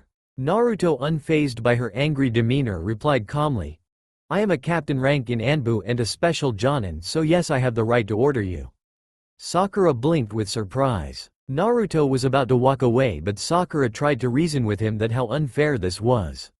She was a well-respected medic nin in the ninja world and the apprentice of the most famous medical nin of the century. Healing and working in the hospital is what she was trained for, and not being able to do that is like trying not to breathe air. But Sakura was about to say that she has rights, but before she could even say it fully, Naruto turned his head to her and gave her a glare that could make hell freeze with just a glance. "Are you disobeying your superior, Haruno Sakura?" Suddenly becoming timid, she shook her head. "No." "Good. Asuna and Kirito will be here to accompany you shortly." With that the clone walked away. Meanwhile, Ino was shocked to see one of the most respected kunoichi in Konoha becoming that timid was a rare sight to see for sure. Sakura was a strong woman and would not bow down that easily to anyone, but what she saw there was as rare as Kakashi arriving on time. But who could blame her? Even if it was a clone, that glare from Naruto was enough to scare most chunins and make unnerved the toughest junins. Also, the tonation Naruto used on Sakura was unheard of. Ino was slowly finding it easier to believe that Naruto changed, but for the better or worse only time will tell. She turned to her best friend and found that her shoulders were slumped and her head facing down. Ino pitied the girl in front of her, but knowing that if she expressed her pity would only offend Sakura, so all she could do was put a hand on her shoulder and encourage her, "Don't worry, Sakura. As harsh as that sounds, I could tell that he was trying to take care of you. He may have changed a lot and might be a lot harsher and mean, but I know that he still cares for you." Sakura looked up and gave Ino a weak smile, which Ino returned back with a smile of her own, then walked off. With nothing left to do, Sakura went out and sat at one of the benches outside the hospital to wait for Kirito and Asuna to show up. Just as Sakura was about to doze off, she heard the voice of Asuna and Kirito from a distance. She turned to the direction of the voice and waved at them while giving a smile. Asuna and Kirito returned the gesture. Walking up to Sakura, Asuna apologized for being late because she was busy making some sandwiches for a picnic, seeing as they were hanging out with Sakura today. Without waiting any further, they walked to their destination with Asuna leading the way. When Sakura asked where they were going, Asuna replied that they were going to a beautiful place that she and Kirito found last night while they were going out on a night walk. She said that the place was beautiful and it helps people relax thanks to its calming and peaceful scenery. It didn't take long to reach the place. To be honest, it wasn't that hard to find if you looked for it properly. It was just hidden by some bushes and trees, and it goes off the trail of the park, so that's why many people don't know of its existence. When Asuna said that the place was beautiful, she wasn't joking at all. It was as if a fantasy land was taken out from a storybook and placed here. The place was ethereal. Sugoi tilde, Sakura said in awe. Back in Konoha she also have a few places where she could just sit and relax with nature, and that was the place where Naruto trained his Rasen Shuriken a few years back in the Hokage mountain. It really helps with the stress coming from work. She saw the couple sat under a tree nearby and she followed suit by sitting next to them. Strangely, she saw Kirito looking at the basket with anticipation as if there were gold bars in it, but when Asuna opened it she knew why. The smell and aroma coming out from the basket was enough to make her mouth water. She looked up and saw that Kirito was smiling like a young boy that was given a candy stick. She pushed her head further to get a look at the food in the basket and saw stacks of sandwiches with big chunks of marinated meat stuffed in the middle of it all. There were some cabbage and tomatoes that goes along with the meat to give the sandwich some crunchiness. "It looks really delicious," Sakura said. "Of course." Kirito smiled at Sakura. "Asuna here makes the best sandwiches in the world." Kirito-kun, stop it. You're making me blush," Asuna said shyly while blushing at the compliment. "You went for cooking class, Asuna-san?" "Hi. A few years back before I joined Naruto's Anbu team, I found a cooking class in the village and that was where I started to sharpen my cooking skills. Kirito-kun loves my cooking a lot. Especially that rabbit stew of yours." "Rabbit stew?" Sakura asked, raising an eyebrow. "Yep. During our 2-year mission we were low on food rations, so we decided to eat of the wildlife instead, and we so happened to come across a rabbit," Kirito said, then stared into the sky dreamingly while rubbing his stomach. "That stew was awesome." Asuna giggled at his antics. Then she thought of an idea. "How about when we return to Konoha we hold a gathering with your friends? All of you can eat my stew." Sakura grinned. "That's a great idea. I'll call them up when we return. Enough the chit-chat and let's eat already." "I'm starving," said Kirito as he was about to take one of the sandwiches, and Asuna slapped his hand away. "Kirito-kun, where are your manners? You should let Sakura here take first," Asuna said, pointing the bread knife at him. Hi," said Kirito while rubbing his hand.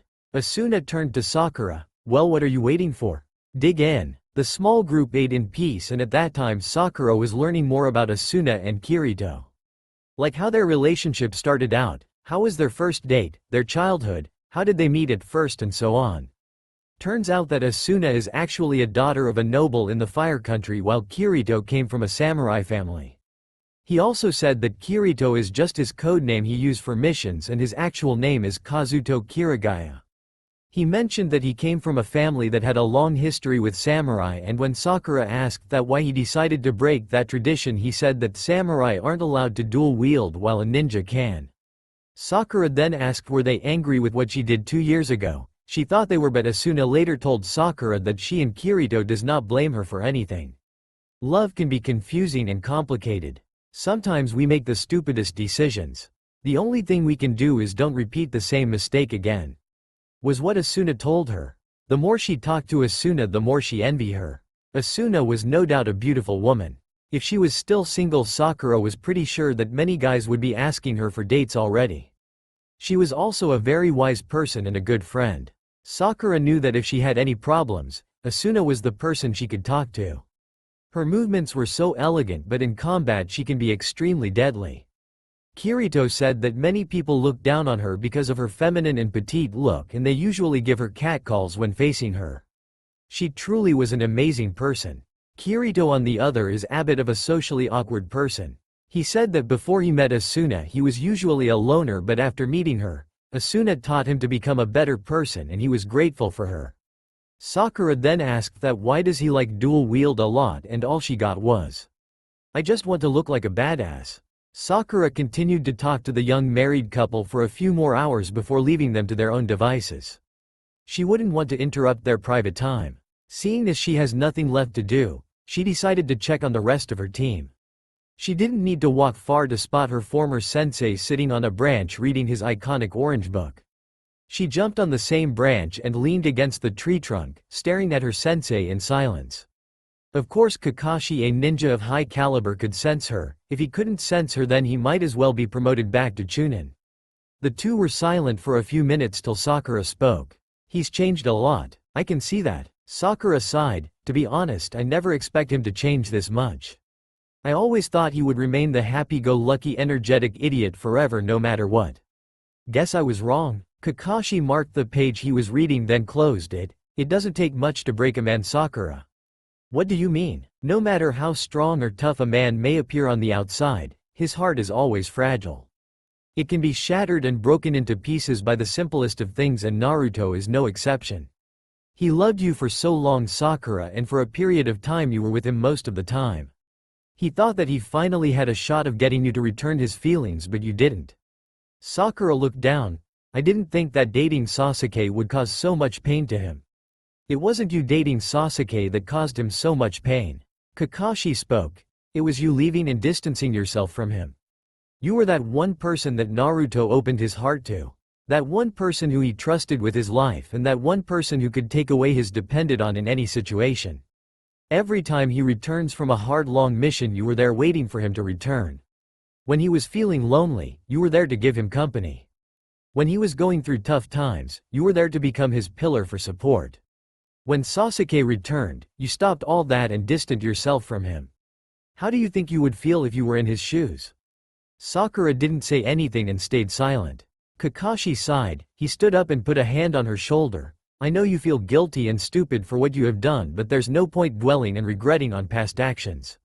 The best thing you can do now is look towards the future and make sure that you don't repeat the same mistakes again." That's what Asuna said to me. I'm sure everyone will say that to you, Sakura. Now if you would excuse me, I have a report to write. With that he disappeared in a swirl of leaves. The rest of the day was uneventful and boring for Haruno Sakura as she spent her time walking around, sleeping and looking at the clouds. She's beginning to understand why Shikamaru does it all the time. She was a hard-working person and spending all this time doing nothing just frustrates her so much. She tried talking to Saitama, but that guy was busy with his daily workout, which consists of 100 sit-ups, push-ups, squats, lunges and so on. She was pretty sure he and Lee would make good friends. However, there is one thing that got her curious. Most of the town residents were sick, but there were a few like Saitama who aren't affected at all. They look really healthy. Suddenly an idea came up in her mind. Naruto said that she should take a break today from working, but he didn't say that she couldn't do her own investigation and research for the antidote. Shanaru, I am a genius, Inner Sakura said. Thankfully she kept some spare medical and lab equipments in a scroll and brought it everywhere she went. That way she could do research and medical surgery on the go. The first person she needed to find was Saitama, and by luck she happened to see him doing his usual 10 kilometers jog passing by her. She quickly jumped in front of him, stopping Saitama in his tracks. "Sorry for the sudden appearance, Saitama-san, but I need to ask you something." Saitama waved it off. "No problem. What do you need?" "Well, I was wondering that why haven't you gotten sick yet when most of the town are? To be honest, I'm not very sure, but I've always had an immunity to most diseases. This isn't the first time that I didn't get sick while other people are." "I see," Sakura said while putting a finger on her chin. "Then can I take a sample of your blood?" "Sure." Sakura took a syringe and took some of Saitama's blood, then put it back into her medical pouch. "Oh, and another thing. Where's the main source of food and water for this town?" "For water, there's a water reservoir just north of the town, and for food we getting food shipments from the nearby docks. Sometimes we eat of our farm animals since we have a lot of them." "Alright, thanks." But before Sakura walked away, she turned back and asked, "Aren't you worried for the health of your townspeople?" Saitama smiled. "Of course I am. What kind of mayor would I be if I wasn't worried? However, I put my trust that you ninjas from Konoha can help me. After all, they did send the Godem Hokage's famous apprentice, am I right? So I don't need to worry too much." Sakura blushed at the compliment. Sure, she gets it all the time, but she still wasn't used to it. "Thanks. Well, if there's nothing more, I have to go pay a visit to the residents in the south area." "Ya ne." Saitama jogged away. Sakura then spent the next few hours collecting blood samples from the healthy and some from the sick to compare their blood. She also went to collect some samples from the water reservoir and blood samples from the farm animals. Now she's sitting in her hotel room looking at the results from her work today. It shows that the farm animals were infection-free. There weren't any bacteria or virus in their bloodstream. However, the results for the water were quite interesting. It shows that there were some kind of microorganism in the water. So without wasting any time, Sakura took out her microscope, and when she looked into it, she saw that the viruses and bacteria were covered in a layer of chakra. She has never seen this before. She has heard that it wasn't entirely impossible to cover a small microorganism with chakra, but it hasn't been perfected yet. Though the one she is seeing now hasn't been perfected, it does worry her. It tells that someone or some large group is experimenting on this. It could potentially become a biochemical weapon of mass destruction and death. If this were to be perfected and Konoha were to become a target, she feared that not even Tsunade nor her could fight off the infection. She took out an extra scroll, then wrote down her findings and sent it to Tsunade via slug. It should help Tsunade prepare for what might come in the future. Now that she found the problem, she wasted no time to develop a medicine to fight off the cure. She used blood samples from the healthy and used it to make a vaccine for the sick. It will be tough, but she knew she could do it. After a few more hours, she was nowhere half to develop a vaccine. She needed more equipments from the hospital, but that darn blonde hair fucker wouldn't let her. "Shanaru, wait until I get my hands on him. I should have known you wouldn't sit quietly and take a break. Even if it's for one day." Speak of the devil, Sakura turned around to find Naruto sitting and leaning against her window frame, looking emotionlessly at her. "You do know that you are disobeying orders, right? And you do know that I should slap you for invading my room, right? What if I was changing?" Naruto shrugged. "So what? No, like we haven't seen each other naked in the past before." Sakura blushed, remembering 3 years ago when the both of them shared the same hotel room and went inside the same bathroom by accident in the morning to bath. It was still early at that time and they were still half awake. That is, until they saw each other naked. It was Sakura that went in first and Naruto only going in a few minutes later. She was already bathing when Naruto opened the slide door. To say that the both were embarrassed would be an understatement. They haven't spoke about that incident ever since. "Though I'm pretty sure your assets improved, am I right?" Naruto said with a smirk. Suddenly he was forced to flash away from an incoming book thrown with chakra enhanced strength. A random cat screaming could be heard from across the road, and Sakura feared that she might have killed it. Naruto reappeared inside the room, this time sitting on her bed. "You became a big pervert, you know that?" Naruto shrugged. "Back to the matter at hand. What are you doing here? Shouldn't you be at the hospital working?" "Ino forced me to go check on you for a moment. She said that if I didn't she would burn all my Icha Paradise limited edition books, and so here I am." Sakura felt a bit sad. "So you didn't come here on your own free will?" she whispered. "Of course I didn't," Naruto said bluntly. Anyways, I found the problem to the epidemic of this town. It seems that there is a layer of chakra protecting the bacteria and viruses. That's why normal medicines which could normally cure these kinds of illnesses weren't as effective as they should be. Naruto nodded. This isn't the first time I've seen this. A year ago we did a raid on a sound research lab and found the same thing you found as well. It appears that they are experimenting and trying to perfect this to become a weapon. Did you tell this to Hokage-sama? Yes, Sakura said, but hearing Naruto referring Tsunade as Hokage-sama instead of Ba-chan feels weird. And let me guess, you want to go back to the hospital so that you can have more toys to finish your Vac9, am I correct? Sakura nodded. Naruto sighed. Alright, you can go back to the hospital, but don't overwork yourself again or else I would leave you there the next time you faint. Sakura blinked. Wait, so it was you that brought me back? Naruto didn't say anything and flashed away, but Sakura knew the answer. She suddenly felt happier, and being happy means more motivation. Maybe Ino was right. Naruto might not look like he cares for her on the outside, but he might still care for her on the inside, but he just doesn't want to show it. In the past it was Naruto who chased her, to win her heart and to get her to notice him, but now the tables have turned. She promised to herself that she would rebuild the broken bond they used to share. It was a promise of a lifetime. Sakura was glad that she could finally work in the hospital again. She was never the type of person to sit back down and do nothing. It would frustrate and irritate her to no end if she wasn't doing anything productive. Also, for some reason she felt happier than usual today, and it didn't go unnoticed to her childhood best friend Ino, who noticed that Sakura, who at the moment seemed to be on cloud 9. Something must have happened and she must find out. Walking up to her friend, Ino tapped her friend on the shoulder. Sakura turned around to find Ino looking at her with a look she knew all too well. Was it that noticeable? Asked Sakura with a sigh. Very. Ino said. Your face is glowing like a 1000-watt light bulb. You're walking with more spring than usual, and to top it off you have been looking at that test tube for the past 10 minutes without doing anything.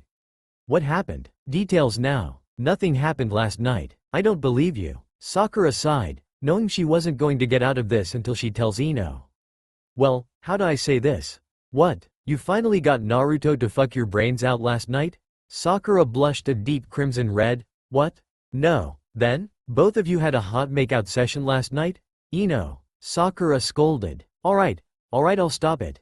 Ino said with a smirking. So any progress on finding the cure? Not really, but my best guess is that we need to make a medicine of our own, but with stronger dosage and a bit of chakra in it. It should work since Naruto said that it's just an experiment, so it shouldn't be too hard, seeing as they didn't really put much effort into making this, but we should write down a report and send it to the medical research lab back in Konoha. Alright. Sakura then turned back to her work and cracked to her hands. Alright, time to make some medicine. When Sakura said that it shouldn't hard to make a medicine to counter the flu, she was wrong. Sakura has been trying various methods and so far she isn't getting the results she wanted. It should have been easy, but all her previous attempts would either overdose the consumer or would have zero effect at all. However, even though she has had multiple failures, she knew that she was close to solving the problem, but right now she was really tired. She looked at the time and it was already close to midnight, so she decided to call it a day and come back tomorrow. If she stayed longer she might get an earful from Naruto later. Stretching a few limbs and popping back some joints here and there, Sakura stood up while gathering all her work together to bring back for further study later on in her room. The nurses and doctors started their midnight shift to take care of the patients. They didn't have enough people, so some had to work double time, but they would get a raise in their salary by the end of the month. Ino left an hour ago, so she was the only one left in the room.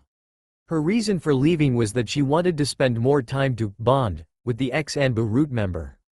She walked out of the lab towards the stairs leading to the ground floor. Though there were patients in the hospital, it feels almost as if there weren't anyone in the hospital. Sure, hospitals are supposed to be quiet, but you would normally hear nurses talking softly to each other or a nurse walking around for a checkup, but thanks to the sickness around the village, there were only a handful around. She walked out of the hospital and started her journey to the hotel. Unknown to her, there were a few shadows stalking her like predators in the night. There was a reason why Sakura still haven't sensed their presence yet. They were not your average ninja. No, these guys were the newest breed of Anbu made from the Iwa and Otto alliance. Having received special training, they were the best the two villages had to offer on the battlefield. They were mastered the art of stealth, and their target tonight was the pink-haired ninja they were following. They were tasked to capture her alive to be brought back for torture and questioning. She was too big of an asset to Konoha, and she was getting in the way of their experiments for biological warfare. If they were lucky, they might have some fun with her before handing her over to the higher command. She was after all a very beautiful woman. As Sakura walked into an alley, the leader gave the signal to attack. Without hesitation they began their assault, and Sakura was completely caught off guard by them. She tried to dodge their hits, but she was eventually got hit in the gut by one of them and was sent flying. Sakura managed to maneuver her body and she landed on her legs. She was still trying to wrap her mind around that. How did they manage to sneak up on her like that? Suddenly another enemy appeared on her left, so fast. Sakura thought before dodging another punch. This time she countered back with her own punch and hit the attacker in the gut with a chakra-enhanced punch. The ninja was sent flying towards one of his teammates, knocking him down as well. With some breathing room, Sakura assessed her current situation. She counted 6 enemies, and judging from their fighting style and skills she could tell they were around Junin level. I'm in so much trouble. Sakura's bet is to either escape and run back to the hotel to call for help, or she could try to find one-on-one fight against them, because at the moment fighting 6 high-skilled enemy ninjas was as near impossible even for her. Then she saw the ninjas in front of her unsheathed their ninjatus, and it was then she decided that it would be best for her to retreat and call for help. If she took fights she might be too injured to fight the next one and risk being captured or killed. She quickly took out some smoke bombs and threw it in front of her to cover her escape. It won't hold them for long, but long enough for her to get a head start. Sakura quickly made her escape and head for the rooftops. The hotel wasn't that far away, but it was still a pretty good distance away. Suddenly a kunai flew past her face, cutting her right cheek. She turned around and was shocked to see that they have already caught up to her. Impossible. They caught up to me so fast. Realizing that there was no escape for her, she turned around and threw a barrage of kunai. Then the moment she landed on the ground she jumped forward and tried to hit one of the ninjas in the face with a chakra-enhanced punch, but she was quickly countered and was given a kick to the gut.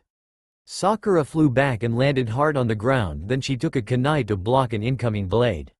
While trying to push back the ninja, she quickly got on her feet, jumped back a few meters and got into a defensive stance. The ninja quickly surrounded her and started circling her while throwing some jabs here and there. Sakura was getting frustrated. It was clear that they were toying with her. Stop toying with me and fight me like a man. Oh, she's a feisty one, one of them said. She's going to be fun to play with when I start roaming my hands across her body, the other nin said while licking his lips. Sakura shivered and started to get scared, because if she were to be defeated, God knows what she will go through under their mercy. She would rather die than being their toy. The ninja jumped and attacked her all at once as Sakura prepares to fight to the death. This is it. Suddenly a yellow flash appeared in front of her and all of the ninja were thrown back. As the dust settles, she took a look at the new arrival in front of her and realized that it was Naruto.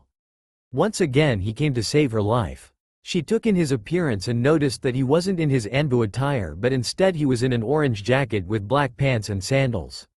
He had his ninjutsu placed on back. Sorry to ruin your fun, but... Naruto looks at them with red slit eyes, smirking. Mind if I join in? The enemies got up and recomposed themselves, wary of the new arrival. They knew who that man in front was. His name was well known throughout the ranks of the Oto and Iwa Ninja Corps. Sensing the immediate threat Naruto posed to them, they backed off a bit with their guard up. Naruto noticed this and grinned, his canine teeth showing. "Ah, I see my name has spread to the ranks of the Anbu as well, nay?" One of the ninja moved forward and pointed his blade at Naruto. "If we can capture Haruno and kill you at the same time, our boss will reward us greatly?" Naruto smirked, then pulled out his ninjutsu. If the enemy ninjas pulled out their swords and enhanced it with their chakra. It gives their sword more strength so it wouldn't break easily. They were facing the demon assassin, they weren't taking any chances.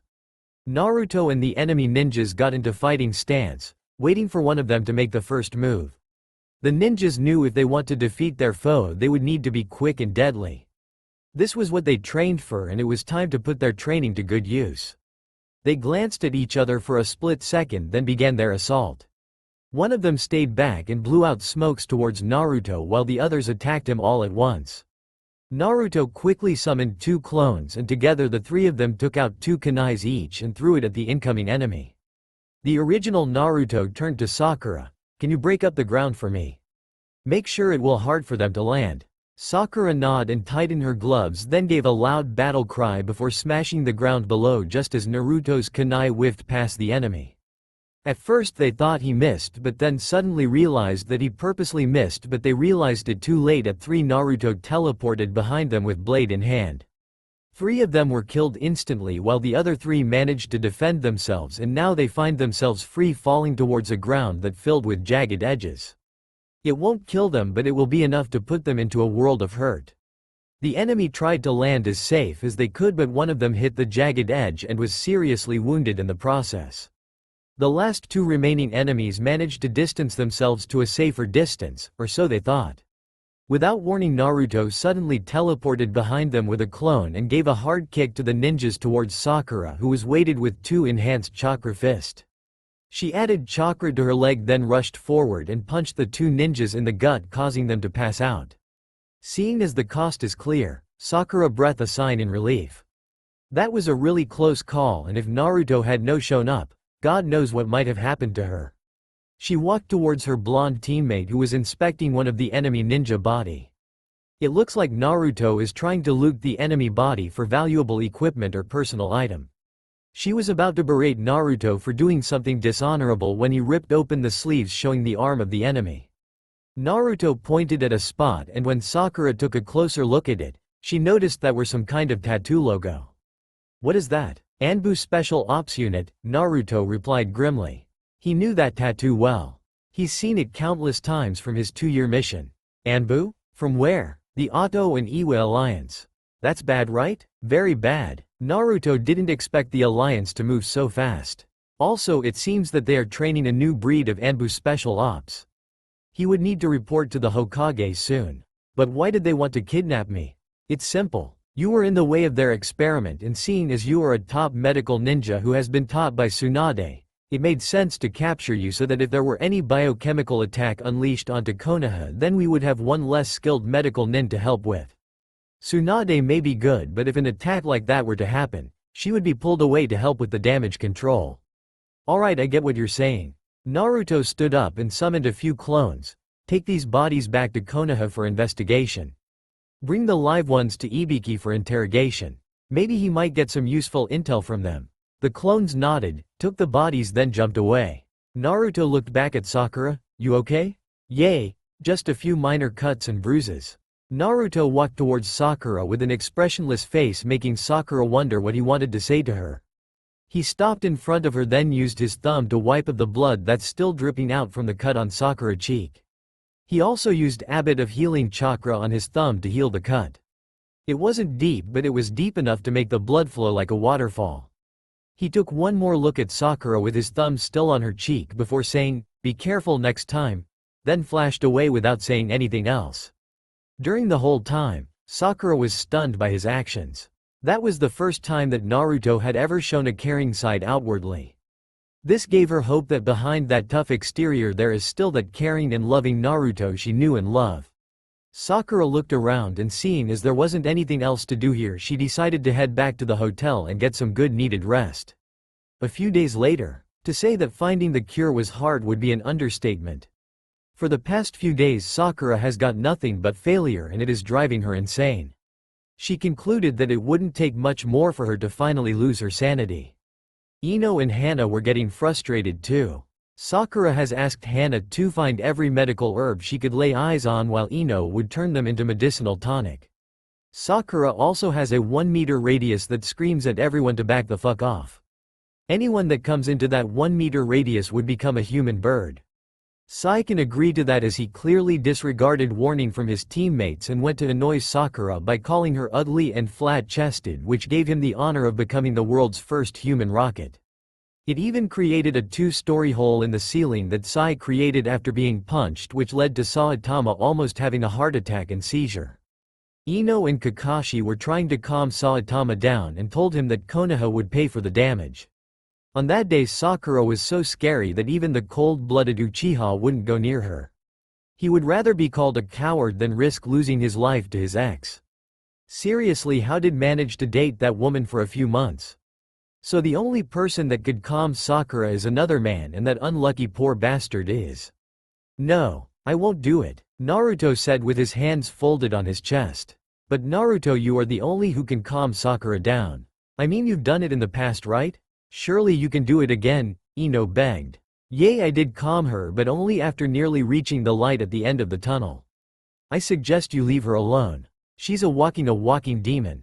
And that walking demon is causing havoc in the research lab and hospital, Naruto. No one can go near her, and I can't work with a woman that's gonna explode and throw random enhanced items every few minutes. Why not call Teme to do it? He straight up walked away. Naruto, you need to calm that woman down. Saitama is already becoming real stressed about his hospital being destroyed. Naruto sighed. Fine. Where is she now? She's in the research lab alone, but don't go the front. She didn't get to finish before Naruto teleported away.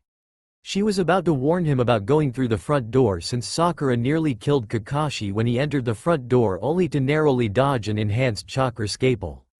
It was on that day that the veteran seasoned Junin was truly scared. Fortunately for Naruto, who had god-like reflexes, courtesy of Kurama's powers, was able to dodge the near lightning speed of the flying object thrown at him. This would not be easy, and while Naruto was known to calm people down relatively easy in the past, but he has changed a lot, so as of now he doesn't seem to have any idea on how to calm down this raging woman in front of him. Deciding that standing around wouldn't do anything, he decided to try the most common way. Normally this calm people down. You need to calm down Sakura.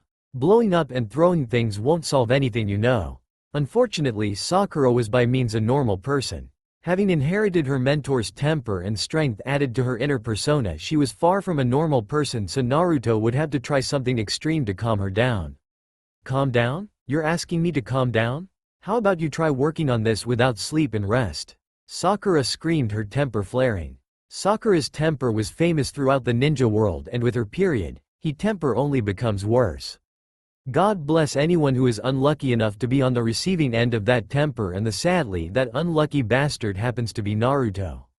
He noticed that Sakura was about to destroy another item nearby, so he quickly flashed forward and grabbed her hand. She flashed her raging emerald eyes towards his deep cerulean ones, daring him to stop her. Naruto knew that it was a bad idea to try to challenge her, but it had to be done. Tsunade would not be happy to hear that there were extra cost that was needed to be paid in this mission, and in the worst case scenario she might take it from his own salary to cover up the damages, and that is something he doesn't want. He didn't spend 2 years in hell only to get half of the reward he was supposed to just because of a raging teammate. He quickly thought of an idea. It has worked for him in the past, and it proved to be an effective one. If there's one way to let off steam, it was training and sparring. During his depressing time he spent hours to vent his frustrations, and when he was on missions he usually uses his anger on his enemies, which is why his name was so feared throughout the enemy's ninja corps. With his hold still on Sakura's wrist, he teleported them to an open field, a good distance away from the village, so any large-scale destructive jutsu wouldn't threaten the safety of the village. He was about to tell Sakura the reason for being here, but he had to quickly dodge from an enhanced chakra fist. He jumped back to a safe distance from her. Why am I here? I still have work to do, you know, she screamed. Not with that current mindset of yours. From what I can see as of now, you do not possess the correct mindset to work on any work related to the medical field. You're not even thinking straight. I am thinking straight. Really now? Do you know how much damage have you done to the hospital thanks to your temper? If you want to vent your anger, then you might as well vent it out during training or a short sparring session with me. You're not afraid that I won't injure you badly? Sakura asked in a menacing tone, but Naruto was unfazed. If you can even hit me, let alone lay a finger, Naruto said in a boring tone, as if looking down on Sakura's abilities. If there's one thing Sakura hated most was being talked down, especially with that kind of tonation, and Naruto knows it. We'll see about that, here I come, Sakura screamed before rushing towards Naruto, and thus their spar began. Explosions and earthquake could be felt even back at the village. Some of the residents wonder since when did they have a volcano nearby. Hours later, the entire sparring ended with Sakura having chakra depletion and thus causing her to pass out. Right now Naruto was sitting with his back against the trunk of the tree with Sakura's head on his shoulder. Sakura was so focused on beating him that she completely forgot about her chakra levels, but she did a good job by keeping on his toes most of the time. But keeping your enemies moving isn't enough in a battle when you aren't thinking straight and using your chakra like you world's chakra supply inside you. Naruto needed to work on that if Sakura were to be a top Anbu ninja under his leadership. If that battle was against a real enemy, Sakura would have already been taken advantage and captured. If the enemy were from the Otto and Iwa alliance, then she would most likely be turned into nothing more than a slave. Naruto has seen countless young girls raped in front of his eyes during his mission. Some committed suicide on the spot while some were too traumatized to even say a word.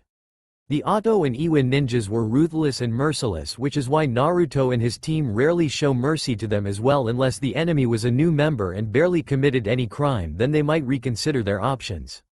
A light snore brought Naruto out from his thoughts. He turned to his pink-haired teammate who was sleeping peacefully, clearly showing that she has exhausted herself completely.